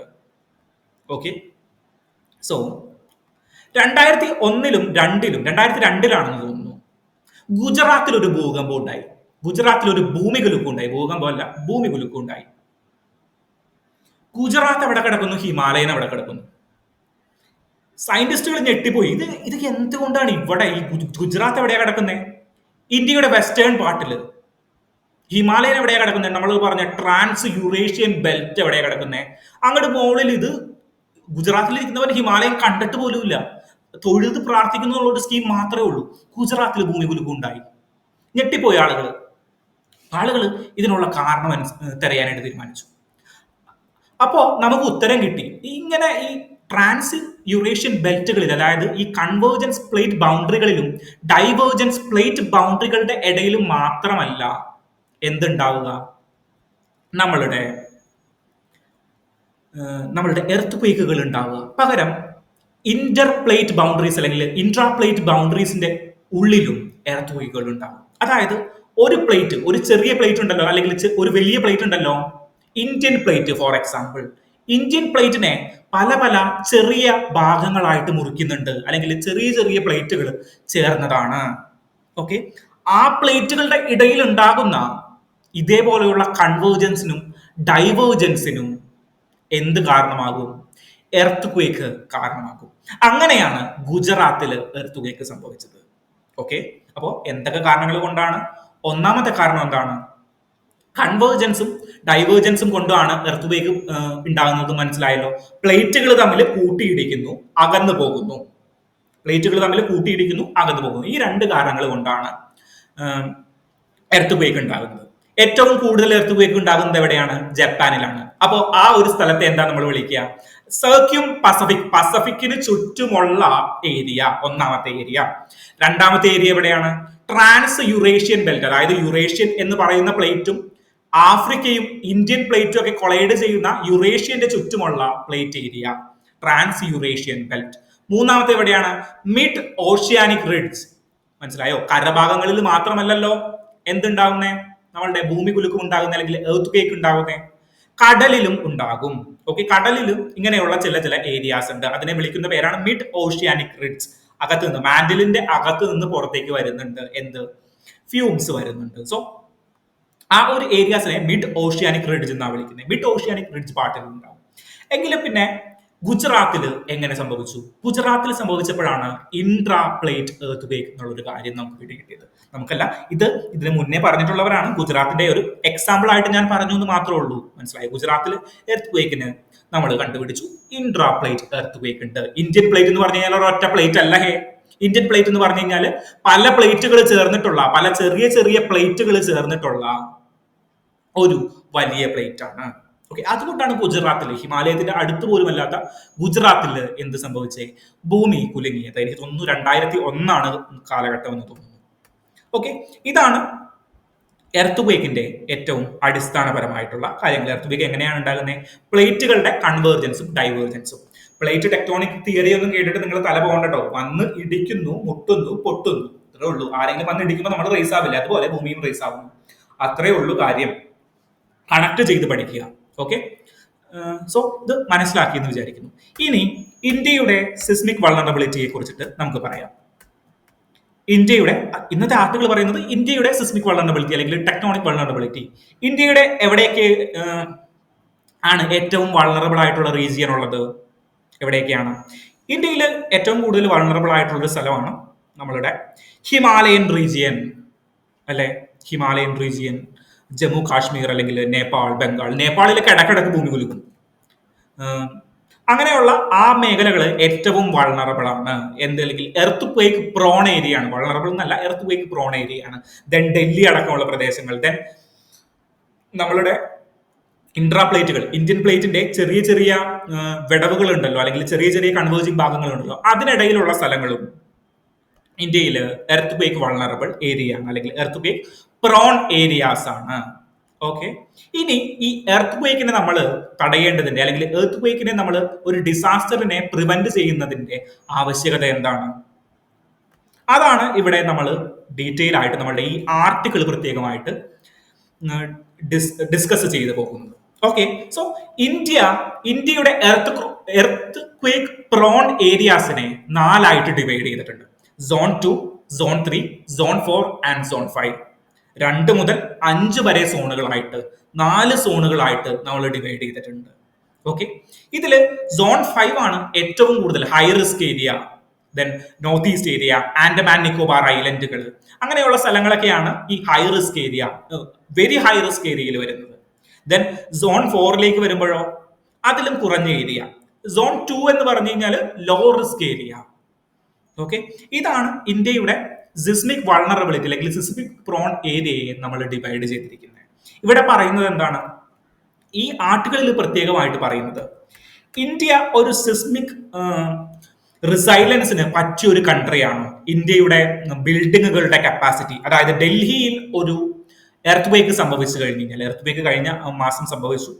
സോ ചെറിയൊരു എർത്ത് വേക്ക് ആയിരുന്നു, വലിയ മാഗ്നിറ്റ്യൂഡ് ഉണ്ടായിരുന്നില്ല, ചെറിയൊരു എർത്ത് വേക്ക് ആയിരുന്നു. പക്ഷെ വലിയൊരു എർത്ത് വേക്ക് സംഭവിച്ചു കഴിഞ്ഞു കഴിഞ്ഞാൽ അവിടെയുള്ള ബിൽഡിങ്ങുകൾ അതിന് ഹോൾഡ് ചെയ്യാൻ തൽപരമുള്ളതാണോ അല്ലെങ്കിൽ കെൽപ്പുള്ളതാണോ എന്നാണ് നമ്മൾ ചർച്ച ചെയ്യുന്നത്. സോ ഇന്ത്യയുടെ പല ബിൽഡിംഗ് സ്ട്രക്ചറുകളും ഇന്ത്യയുടെ ബിൽഡിംഗ് കോഡുകളും ഈ എർത്ത് ക്വേക്കിനെ ഏറ്റുവാങ്ങാനായിട്ട് അല്ലെങ്കിൽ എർത്ത് ക്വേക്ക് വേവ്സിന് റിസൈലന്റ് ആയിട്ടുള്ളതല്ല.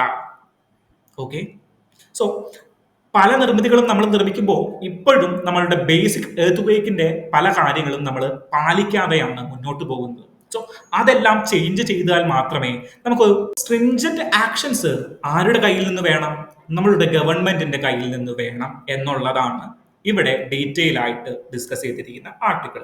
ഓക്കെ, സോ നമ്മൾ എന്താണ് എർത്ത് ക്വേക്ക് എന്ന് പഠിച്ചു, എങ്ങനെയാണ് എർത്ത് ക്വേക്ക് വരുന്നത്, അതിന്റെ ഒരു ആദ്യം നമ്മൾ 6ാം ക്ലാസ്സിൽ NCERT-യിൽ നിന്ന് തുടങ്ങി. എന്താണ് ഫോക്കൽ ലെങ്ത്, എന്താണ് ഫോക്കൽ ഡെപ്ത്, എന്താണ് ഫോക്കൽ പോയിന്റ്, ദെൻ എപ്പി സെന്ററിനെ കുറിച്ചിട്ട് നമ്മൾ പഠിച്ചു.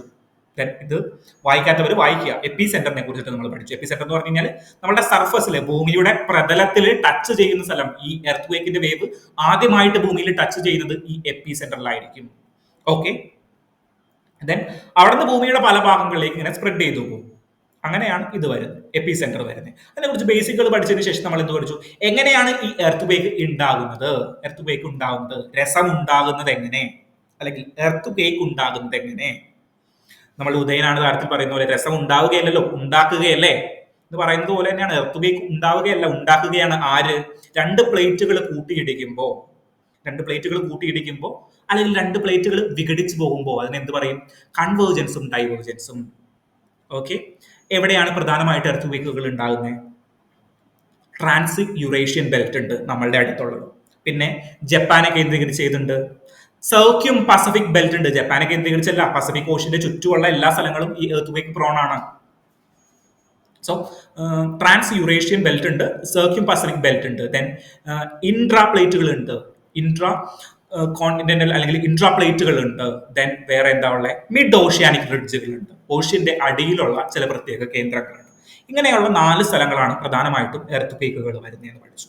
ദെൻ ഇന്ത്യയുടെ എർത്ത് ക്വേക്ക് റിസീലിയന്റിനെ കുറിച്ച് പഠിച്ചു. ഇന്ത്യയിൽ എന്താണ് പ്രശ്നം? ഇന്ത്യയിലെ സ്ട്രക്ചറുകൾ, ബിൽഡിങ്ങുകൾ നമുക്കൊരു വ്യക്തമായിട്ടുള്ളൊരു പ്ലാൻ ഇല്ല.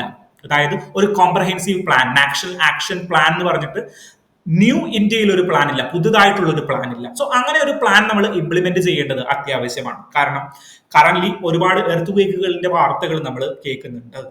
സോ പസഫിക് ഓഷ്യന്റെ ഭാഗത്ത് നിന്നായി കഴിഞ്ഞാലും ട്രാൻസ് യൂറേഷ്യൻ, ടർക്കിയിലായി കഴിഞ്ഞാലും ഗ്രീസിലായി, അങ്ങനെയുള്ള സ്ഥലങ്ങളിൽ നിന്നെല്ലാം ഈ എർത്ത് ക്വേക്കിന്റെ വാർത്തകൾ നമ്മൾ വരുന്നുണ്ട്. സോ നമ്മൾ ഒരു ഇതിന് റിസീലിയന്റ് ആയിട്ടുള്ള ഒരു പ്ലാൻ നമ്മൾ ക്രിയേറ്റ് ചെയ്യണം, ഇൻഫ്രാസ്ട്രക്ചറുകളിൽ നമ്മൾ അങ്ങനെ ചേഞ്ചസ് വരുത്തണം എന്നുള്ളതൊക്കെയാണ് ഈ ഒരു ആർട്ടിക്കിളിൽ. Article is related to India Maldives relations. India Maldives എന്ന് പറഞ്ഞു കഴിഞ്ഞാൽ നമ്മൾ അടുത്ത് കിടക്കുന്ന ഒരു ഐലൻഡ് കൺട്രിയാണ്. ഇന്ത്യയുടെ താഴെ ഒരു പൊട്ട് പോലെ കിടക്കുന്ന ഒരു ചെറിയ ഐലൻഡുകളുടെ കൂട്ടമാണ് ഈ മാലദ്വീപ്സ് ഐലൻഡുകൾ എന്ന് പറഞ്ഞു കഴിഞ്ഞാൽ. സോ നെക്സ്റ്റ് ജൂലൈ 25, 26 തീയതികളിൽ നമ്മളുടെ പ്രൈം മിനിസ്റ്റർ അവിടുത്തെ ഇൻഡിപെൻഡൻസ് ഡേ റിലേറ്റഡ് ആയിട്ട് മാലദ്വീപ്സിലേക്ക് വിസിറ്റ് ചെയ്യുകയാണ്, മാലദ്വീപ്സിന്റെ വിശിഷ്ട അതിഥിയായിട്ട് പോവുകയാണ്. സോ ഈ ഒരു അവസരത്തിൽ ഇന്ത്യ മാലദ്വീപ്സ് റിലേഷനെ കുറിച്ചിട്ട് നമുക്ക് ഇനിയുള്ള ദിവസങ്ങളിൽ പത്രങ്ങളിൽ വരും. അതിന് മുൻപേ നമുക്ക് ഒന്ന് ബ്രീഫ് ആയിട്ട് എന്താണ് ഇന്ത്യ മാലദ്വീപ്സ് റിലേഷൻ എന്ന് ഒന്ന് നോക്കി പോകാം. സോ ഇന്ത്യ മാലദ്വീപ്സ് എന്ന് പറഞ്ഞാൽ മാലദ്വീപ്സ് എവിടെയാണ് കിടക്കുന്നത്? ഇപ്പുറത്തെ ഈ പിക്ചർ നോക്കിയേ. മാലദ്വീപ്സ് എന്ന് പറഞ്ഞു കഴിഞ്ഞാൽ ഇന്ത്യയുടെ തൊട്ട് താഴെ നമുക്ക് ഏറ്റവും അടുത്ത് കിടക്കുന്ന, അതായത് നമ്മളുടെ ഇപ്പുറത്തെ സൈഡിൽ മാലദ്വീപ്സിന് മുകളിലായിട്ട് എന്തുണ്ട്? ലക്ഷദ്വീപ് ഐലൻഡുകളുണ്ട്. അതിനും താഴെ ഒരു സ്വതന്ത്ര രാജ്യമായിട്ട് നിൽക്കുന്ന ഒരു സ്ഥലമാണ് ഈ മാലദ്വീപ്സ് എന്ന് പറയുന്നത്, മാലി എന്ന് പറയുന്നത്. നമ്മളുടെ ഒരു ടൂറിസ്റ്റ് ഡെസ്റ്റിനേഷൻ ആണ്, ഇന്ത്യയിൽ നിന്നല്ല ലോകത്തിലെ ഒരു ടൂറിസ്റ്റ് ഓഷ്യാനിക് ഡെസ്റ്റിനേഷൻ ആണ് ഈ മാലദ്വീപ്സ് എന്ന് പറഞ്ഞു കഴിഞ്ഞാൽ. സോ അവരുടെ ഏറ്റവും വലിയ ഇൻവെസ്റ്റ്മെന്റും അല്ലെങ്കിൽ അവരുടെ ഏറ്റവും വലിയ എന്താണ് വരുമാന മാർഗവും ഈ ടൂറിസം തന്നെയാണ്. ഓക്കെ, സോ ഇന്ത്യയുടെ ടൈം മാലദ്വീപ്സ് ആയിട്ട് എങ്ങനെയാണെന്ന് നോക്കാം. ഇന്ത്യക്ക് പണ്ട് കാലം മുതലേ മാലദ്വീപ്സുമായിട്ട് വളരെ നല്ല അടുപ്പമാണ് ഉണ്ടായിരുന്നത്. 1965 കാലഘട്ടങ്ങളിലാണ് മാലദ്വീപ്സ് ബ്രിട്ടന്റെ പിടിയിൽ നിന്ന് പോവുകയും ഒരു സ്വതന്ത്ര രാജ്യമായിട്ട് മാറുകയും ചെയ്തു. ആദ്യം അവിടെ ഒരു ജനാധിപത്യമായിട്ടുള്ള ഒരു ഭരണകൂടമൊന്നും ആയിരുന്നില്ല ഉണ്ടായിരുന്നത്. അവിടെ കേന്ദ്രീകൃതമായ ഒരു ഭരണ സംവിധാനമായിരുന്നു ഉണ്ടായിരുന്നത്. എങ്കിലും ഇന്ത്യ മാലദ്വീപ്സുമായിട്ട് നല്ല ബന്ധങ്ങളാണ് കീപ്പ് ചെയ്തുകൊണ്ടിരുന്നത്. ഇന്ത്യയിൽ നിന്നുള്ള വിദേശത്തേക്ക് പോകുന്നവർ മാൽദീവ്സിലേക്ക് പോകും. ഇന്ത്യ അവിടെയുള്ള ഇൻഫ്രാസ്ട്രക്ചറുകളിൽ ഇൻവെസ്റ്റ് ചെയ്യും. അങ്ങനെയുള്ള നല്ല നല്ല കാര്യങ്ങൾ നമ്മൾ ചെയ്തിട്ടുണ്ടായിരുന്നു. 1988 ഒരു മിലിറ്ററി കൂപ്പ് അവിടെ സംഭവിക്കുന്ന സമയത്ത്, അല്ലെങ്കിൽ ഭരണം തകർന്നു പോകുന്ന ഒരു സിറ്റുവേഷനിലേക്ക് വന്നപ്പോ ഇന്ത്യ അവിടെ നമ്മളുടെ ആർമീനെ ഡയറക്റ്റ് ഇറക്കി, ഓപ്പറേഷൻ കാക്ടസ് എന്ന് പറഞ്ഞിട്ട് അന്നത്തെ അവിടെ ഉണ്ടായിരുന്ന പ്രസിഡന്റിനെ സഹായിക്കുക കൂടി ചെയ്തു. അന്ന് മുതൽ 2024 വരെ അവിടെ ഇന്ത്യൻ മിലിറ്ററിയുടെ സാന്നിധ്യം ഉണ്ടായിരുന്നു. ഓക്കെ, ഇന്ത്യൻ മിലിറ്ററിയുടെ സാധനം 1988 മുതൽ 2024 വരെ ഉണ്ടായിരുന്നു. ദെൻ 2008 വന്നപ്പോഴേക്കും അവിടെ എന്ത് സംഭവിച്ചു? അവിടെ ഒരു ഡെമോക്രാറ്റിക് ട്രാൻസിഷനിലേക്ക് സംഭവിച്ചു. സോ ആ സമയത്തും ആര് ഹെൽപ്പ് ചെയ്തു? ലാർജസ്റ്റ് ഡെമോക്രസി ആയിട്ടുള്ള ഇന്ത്യ അവരെ ഹെൽപ്പ് ചെയ്തു. ഇന്ത്യ പല ഇൻഫ്രാസ്ട്രക്ചർ പ്രോജക്റ്റുകൾ, പല ഹോസ്പിറ്റലുകൾ, അങ്ങനെയുള്ള പല കാര്യങ്ങളും ഈ മാൽദീവ്സിൽ ബിൽഡ് ചെയ്ത് കൊടുത്തിട്ടുണ്ട്. എന്തിനാണ് നമ്മൾ ഇങ്ങനെ ചെയ്യുന്നത്? മാൽദീവ്സ് ഒരു സ്ട്രാറ്റജിക് ഇമ്പോർട്ടന്റ് ആയിട്ടുള്ള ഒരു പ്ലേസ് ആണ്. കാരണം ഇന്ത്യയുടെ തൊട്ട് താഴെയാണ്. അവിടെ ഒരു മിലിറ്ററി ബേസ് ആരെങ്കിലും ക്രിയേറ്റ് ചെയ്ത് കഴിഞ്ഞാൽ സൗത്ത് ഇന്ത്യയെ അറ്റാക്ക് ചെയ്യാനായിട്ട് മാൽദീവ്സ് കുറച്ചും കൂടി എളുപ്പമുള്ള ഒരു സ്ഥലമായിരിക്കും. കാരണം തൊട്ടടുത്താണ് ഇന്ത്യയുടെ, മനസ്സിലായോ? സോ അതിന്റെ ഒരു ജിയോഗ്രഫിക്കൽ പൊസിഷൻ ഏറ്റവും ഇമ്പോർട്ടന്റ് ആണ്. സോ മാരിടൈം സെക്യൂരിറ്റിക്ക് വേണ്ടിയും. Then Maldives neighbour of India. ഞാൻ കഴിഞ്ഞ ദിവസം പറഞ്ഞു നമുക്ക് ശത്രുക്കളെ തെരഞ്ഞെടുക്കാം, പക്ഷേ നെയ്ബേഴ്സിനെ തിരഞ്ഞെടുക്കാൻ പറ്റില്ല. സോ നെയ്ബേഴ്സ് ഫസ്റ്റ് പോളിസിയുടെ ഏറ്റവും അടിസ്ഥാന തത്വം അത് തന്നെയാണ്. ആദ്യം നെയ്ബേഴ്സിനെ കാണണം നമ്മൾ. സോ ഇന്ത്യയുടെ അടുത്ത് കിടക്കുന്ന ഒരു നെയ്ബർ കൂടിയാണ് ആര്? മാൽദീവ്സ്. ദെൻ ഹിസ്റ്റോറിക്കൽ കണക്ഷൻസ് ഉണ്ട്. ബുദ്ധിസം പ്രിവൈൽ ചെയ്തത്, മാൽദീവ്സിലടക്കം ബുദ്ധിസം പ്രിവൈൽ ചെയ്തത് ഇന്ത്യയിൽ നിന്ന് പുറപ്പെട്ട ഒരു മതമായിട്ട് തന്നെയാണ്. എന്നാൽ പിന്നീട് ഇസ്ലാമിക് രാഷ്ട്രമായിട്ട്, അല്ലെങ്കിൽ ഒരു ഇസ്ലാമിക് മെജോറിറ്റി ഉള്ള ഒരു രാഷ്ട്രമായിട്ട് മാൽദീവ്സ് മാറി. ഇന്ന് അത് ഒരു ഇസ്ലാമിക് കേന്ദ്രീകൃതമായിട്ടുള്ള, ഇസ്ലാമിക് സ്വഭാവത്തിൽ പ്രവർത്തിക്കുന്ന ഒരു സ്റ്റേറ്റ് ആണ്. ഡെമോക്രാറ്റിക് സ്റ്റേറ്റ് ആണ് എങ്കിലും അവർ മെജോറിറ്റി വരുന്നത് ഇസ്ലാമിക് ആളുകളാണ്, പോപ്പുലേഷൻ ആണ്. ഓക്കെ, സോ ഇന്ന് നമ്മുടെ ബുദ്ധിസ്റ്റ് റീജിയൻ ആണ് അവിടെ ഉണ്ടാകുന്നത് എന്ന് ഇത് തെറ്റിദ്ധരിക്കരുത്. ഇസ്ലാമിക് കൺട്രി ആയിട്ടാണ് അത് അറിയപ്പെടുന്നത്. ഓക്കെ, ഇന്ത്യ ഒരുപാട് കാര്യങ്ങളിൽ ഹെൽപ്പ് ചെയ്തിട്ടുണ്ട് മാൽദീവ്സിനെ. പെർട്ടിക്കുലർലി മാൽദീവ്സിന്റെ നമ്മളുടെ വരുമാനമായിട്ടുള്ള ടൂറിസത്തില് 22%, അതായത് 4% പേരും ഇന്ത്യയിൽ നിന്നാണ് പോയിക്കൊണ്ടിരിക്കുന്നത്. ഓക്കെ, പക്ഷേ കഴിഞ്ഞ കുറച്ച് നാളുകളായിട്ട് ഈ മാൽദീവ്സ് ഏറ്റവും കൂടുതൽ ചൈനയിലേക്ക് കുറച്ചൊരു ചായ്വ് വരുന്നുണ്ട്, ചൈനയിലേക്ക് കൂടുതൽ അടുക്കുന്നുണ്ട്. സോ ഇപ്പോഴത്തെ പ്രസിഡന്റ് ആയിട്ടുള്ള ആരാണ്? മുഹമ്മദ് മൊയ്സു എന്താ ചെയ്യുന്നത്? മുഹമ്മദ് മൊയ്സു ഒരു പ്രോ ചൈന ലീഡറാണ്, ഈ ചൈനയുടെ കുറച്ചും കൂടി അടുത്ത് നിൽക്കുന്ന ഒരു ലീഡറാണ്. ഓക്കെ, അത് ഇന്ത്യക്ക് പല ചലഞ്ചസും ക്രിയേറ്റ് ചെയ്യുന്നുണ്ട്. ഇന്ത്യ കുറച്ച് കാലമായിട്ട് മാൽദീവ്സിൽ ചില പ്രശ്നങ്ങൾ അനുഭവിക്കുന്നുണ്ട്. ഈ ഇന്ത്യ 1988 മുതൽ നിർത്തിയിരുന്ന മിലിറ്ററി അവിടെ നിർത്തിയിരുന്നു പറഞ്ഞല്ലോ, അവരെ പുറത്താക്കണം എന്ന് പറഞ്ഞിട്ട്, അല്ലെങ്കിൽ ഇന്ത്യൻ മിലിറ്ററി ആളുകളെ, മിലിറ്ററി പേഴ്സണലുകളെ പുറത്താക്കണം എന്ന് പറഞ്ഞിട്ട് അവിടെ വലിയ പ്രക്ഷോഭങ്ങൾ മാൽദീവ്സിൽ നടന്നു. ഞാൻ അധികാരത്തിൽ എത്തിക്കഴിഞ്ഞു കഴിഞ്ഞാൽ ഇന്ത്യൻ മിലിറ്ററീസിനെ ഇവിടെ നിന്ന് ഓടിച്ചിരിക്കും എന്ന് പറഞ്ഞിട്ടാണ് മുഹമ്മദ് മൊയ്സു അധികാരത്തിൽ വന്നിട്ട് ആദ്യം ഇന്ത്യയിലേക്കല്ല അദ്ദേഹം വന്നേ, ആദ്യം ചൈനയെ കാണാനായിട്ട്, ചൈനീസ് പ്രസിഡന്റിനെ കാണാനായിട്ട് അദ്ദേഹം പോവുകയാണ് ചെയ്തത്. സോ ചൈനയായിട്ട് കൂടുതൽ അടുപ്പമുള്ള ഒരു പ്രോ ചൈനീസ് ലീഡറാണ് മുഹമ്മദ് മൊയ്സു എന്ന് പറഞ്ഞു കഴിഞ്ഞാൽ. ദെൻ അതുമായി ബന്ധപ്പെട്ട് പല പ്രശ്നങ്ങളും നടന്നു. ഈ ആളുടെ, മുഹമ്മദ് മൊയ്സുവിന്റെ കീഴിലുള്ള ഒരു ക്യാബിനറ്റ് മിനിസ്റ്റർ ഇന്ത്യയിലെ മോദിക്കെതിരായിട്ടുള്ള പരാമർശം നടത്തുകയും പിന്നീട് അദ്ദേഹം രാജിവെച്ച് പോവുകയും ചെയ്തു. മോദിക്കെതിരായിട്ട് ഒരു പരാമർശം നടത്തുകയും പിന്നീട് അദ്ദേഹം രാജിവെച്ച് പോവുകയും ചെയ്തു. 2023 കാലഘട്ടങ്ങളിലാണ് ഇത് നടക്കുന്നത്. ഓക്കെ, അങ്ങനെ മാൽദീവ്സുമായിട്ടുള്ള ടൈസ് നമുക്ക് പല പ്രശ്നങ്ങളിലൂടെയും കടന്നുപോയിക്കൊണ്ടിരിക്കുകയാണ്. മനസ്സിലായോ? മാൽദീവ്സ് എങ്ങനെയാണ് അവരുടെ പ്രശ്നം? പണ്ട് മുതലേ നല്ലൊരു ബന്ധമാണ് ഉണ്ടായിരുന്നത്. പക്ഷെ ഇപ്പോൾ ഒരു പ്രോ ചൈന ലീഡർഷിപ്പ് തുടങ്ങിയിട്ടുണ്ട്. അത് നമുക്ക് ചെറിയ ത്രെട്ടുകൾ സമ്മാനിക്കുന്നുണ്ട്. പക്ഷേ ഇന്ത്യ പല കാര്യങ്ങളിലും അവരെ ഹെൽപ്പ് ചെയ്യാറുണ്ട്. ഇപ്പോഴും നമ്മൾ ഹെൽപ്പ് ചെയ്തുകൊണ്ടിരിക്കുന്നു. പല പ്രശ്നങ്ങളും ഉണ്ടെങ്കിലും നമ്മൾ ഹെൽപ്പ് ചെയ്യുന്നുണ്ട്. എങ്ങനെയൊക്കെയാണ്? ടൂറിസത്തിന് വേണ്ടിയിട്ട് ഏറ്റവും കൂടുതൽ ഹെൽപ്പ് ചെയ്യുന്നുണ്ട്. ഇന്ത്യയിൽ നിന്ന് ടൂറിസത്തിലേക്ക് വേണ്ടിയിട്ട് പോകുന്നുണ്ട്. ദെൻ ഫാർമസ്യൂട്ടിക്കൽസിന് വേണ്ടിയിട്ട് എന്താ ചെയ്യുന്നത്? നമ്മൾ ഫാർമസ്യൂട്ടിക്കൽസിന് വേണ്ടിയിട്ട് ഇന്ത്യ ഒരു മെഡിക്കൽ ടൂറിസം സ്പോട്ട്, അതായത് മാൽദീവ്സിലെ ഒരാൾക്ക് അസുഖം വന്നു കഴിഞ്ഞു കഴിഞ്ഞാൽ മാൽദീവ്സിലെ ആളുകൾ നേരെ പറന്ന് ഇങ്ങോട്ടേക്ക് വരും. മനസ്സിലായോ? സോ ഒരു മെഡിക്കൽ ടൂറിസം ഇന്ത്യയിൽ പ്രൊമോട്ട് ചെയ്യുന്നുണ്ട്. ദെൻ വേറെ എന്താണ്? ദെൻ ഇൻഫ്രാസ്ട്രക്ചറൽ പ്രൊജക്ടിന് വേണ്ടിയിട്ട് നമ്മൾ ഇൻവെസ്റ്റ് ചെയ്യുന്നുണ്ട്. ദെൻ ടീച്ചേഴ്സ്, നിങ്ങൾ കേട്ടിട്ടുണ്ടോ എന്നറിയില്ല, ഇന്ത്യയിലെ ടീച്ചർമാർ പലരും, നമ്മളുടെ ഇവിടെ BEd പാസ്സായിരിക്കുന്ന പലരും മാൽദീവ്സിലെ അധ്യാപകരാവാനായിട്ട് പോകുന്നുണ്ട്. ഞാൻ കഴിഞ്ഞ ദിവസം ഒരു ഇൻസ്റ്റഗ്രാമിൽ ഒരു റീല് കണ്ടിട്ടുണ്ടായിരുന്നു. മാൽദീവ്സിൽ എങ്ങനെ അധ്യാപികയാവാം എന്ന് പറഞ്ഞിട്ട് ഒരു മലയാളി പെൺകുട്ടി റീൽ ചെയ്തിരിക്കുന്നു. സോ അങ്ങനെയുള്ള അവസരങ്ങൾ, സോ ഇൻഫ്രാസ്ട്രക്ചറുകളുണ്ട്, എഡ്യൂക്കേഷനുകളുണ്ട്, ഹെൽത്തുകളിലുണ്ട്, ഇന്ത്യ ഇൻവെസ്റ്റ് ചെയ്യുന്നുണ്ട്.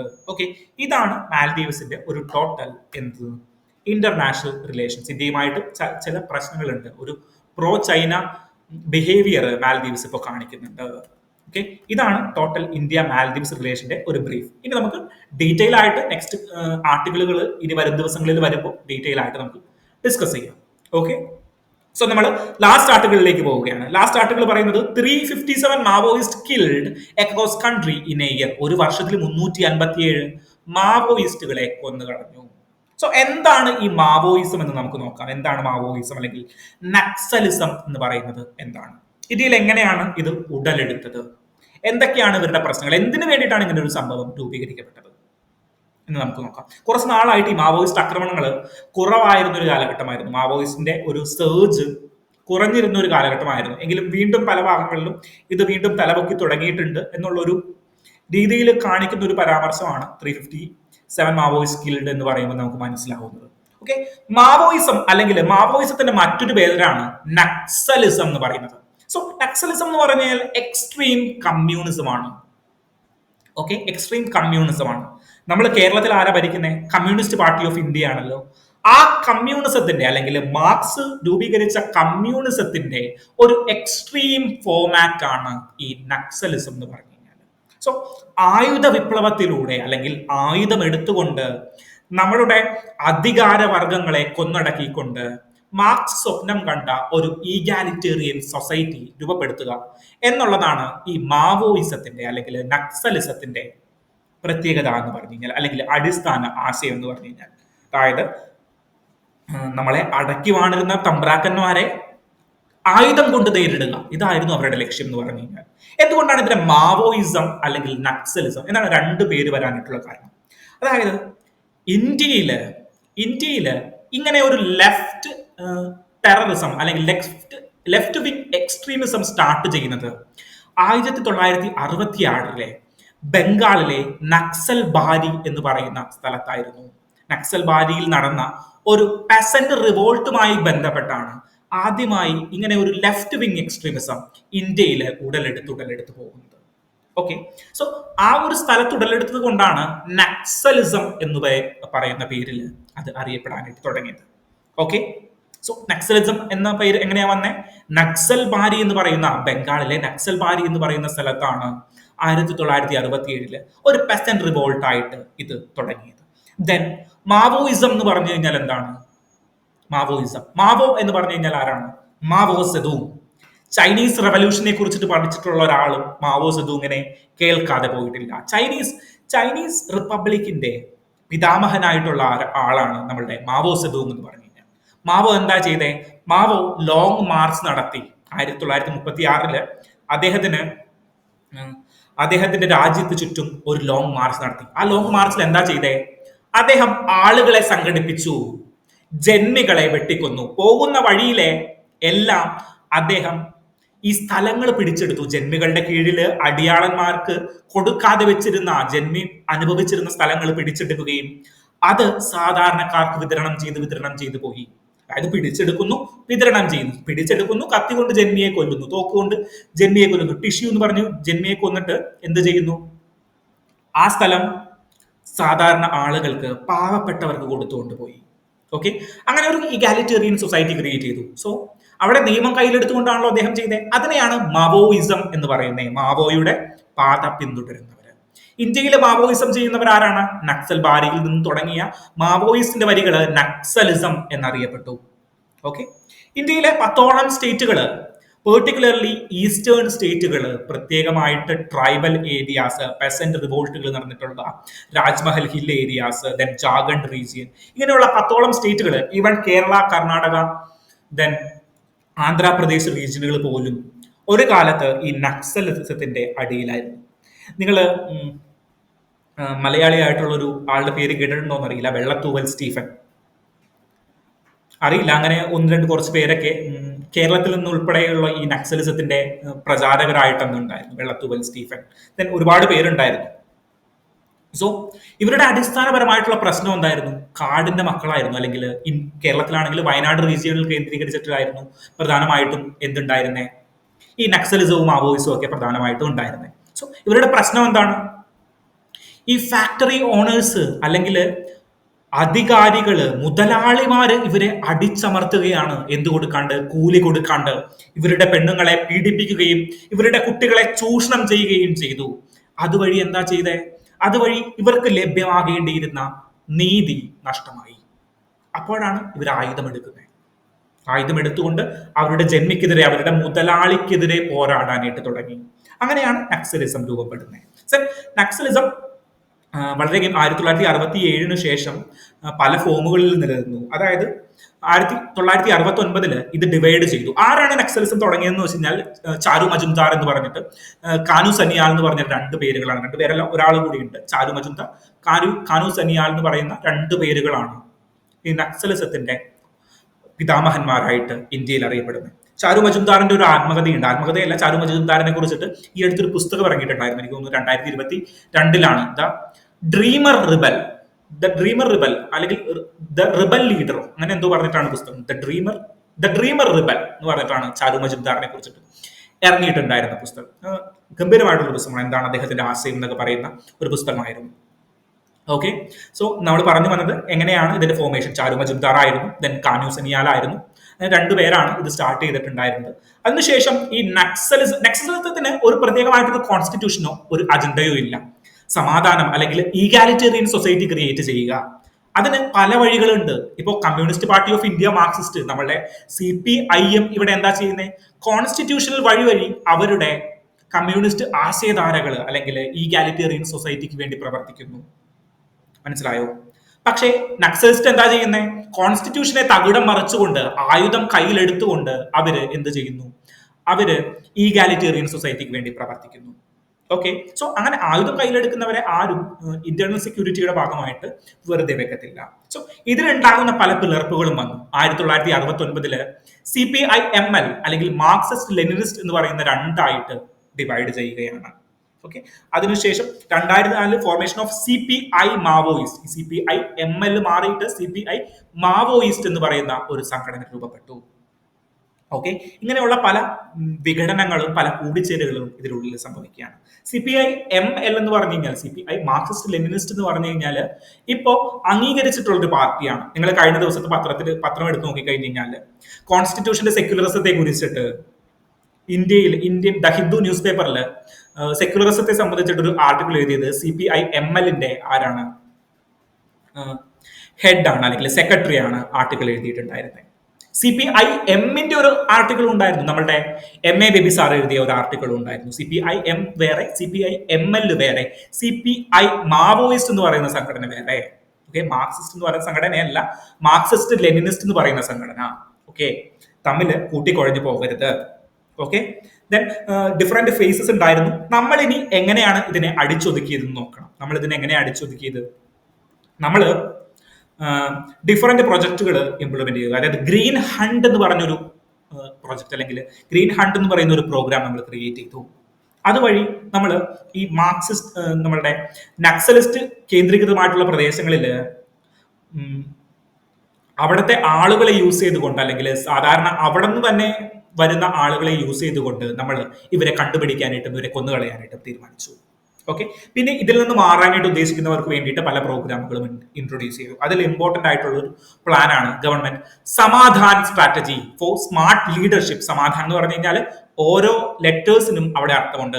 Smart, aggressive, then motivation, actionable intelligence, അങ്ങനെ ഡിഫറൻറ്റ്. സമാധാനത്തിലെ ഓരോ വാക്കിനും അർത്ഥമുണ്ട്, ഓരോ വേർഡിനും അർത്ഥമുണ്ട്. ഓക്കെ, അങ്ങനെയുള്ള ഡിഫറെന്റ് സ്ട്രാറ്റജീസ് ഒക്കെ വഴിയാണ് നമ്മൾ ഈ മാവോയിസത്തിനെ തുടച്ചു നീക്കിയത്. ദെൻ ഈ മാവോയിസ്റ്റ് പെർട്ടിക്കുലർലി ഉള്ള ഏരിയ ഈ ജാർഖണ്ഡ്, ഒഡീഷ റീജിയനെ പെർട്ടിക്കുലർലി റെഡ് കോറിഡോർ എന്ന് നമ്മൾ വിളിക്കും. Red corridor. Okay, red corridor എന്നാണ് നമ്മൾ ഈ മാവോയിസ്റ്റ് അഫക്റ്റഡ് ആയിട്ടുള്ള ഏരിയാസിൽ വിളിക്കുക.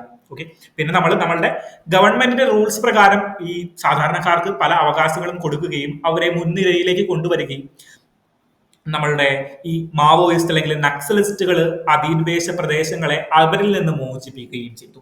സോ 2000 16 ശേഷം അല്ലെങ്കിൽ 2013-14 കാലഘട്ടങ്ങൾക്ക് ശേഷം ഈ മാവോയിസ്റ്റ് ആക്രമണങ്ങളുടെ തീവ്രത കുറഞ്ഞു വരികയായിരുന്നു. 2019-20 കാലഘട്ടങ്ങളിൽ ആയപ്പോഴും തുലവും തുച്ഛമായിട്ട് മാറി.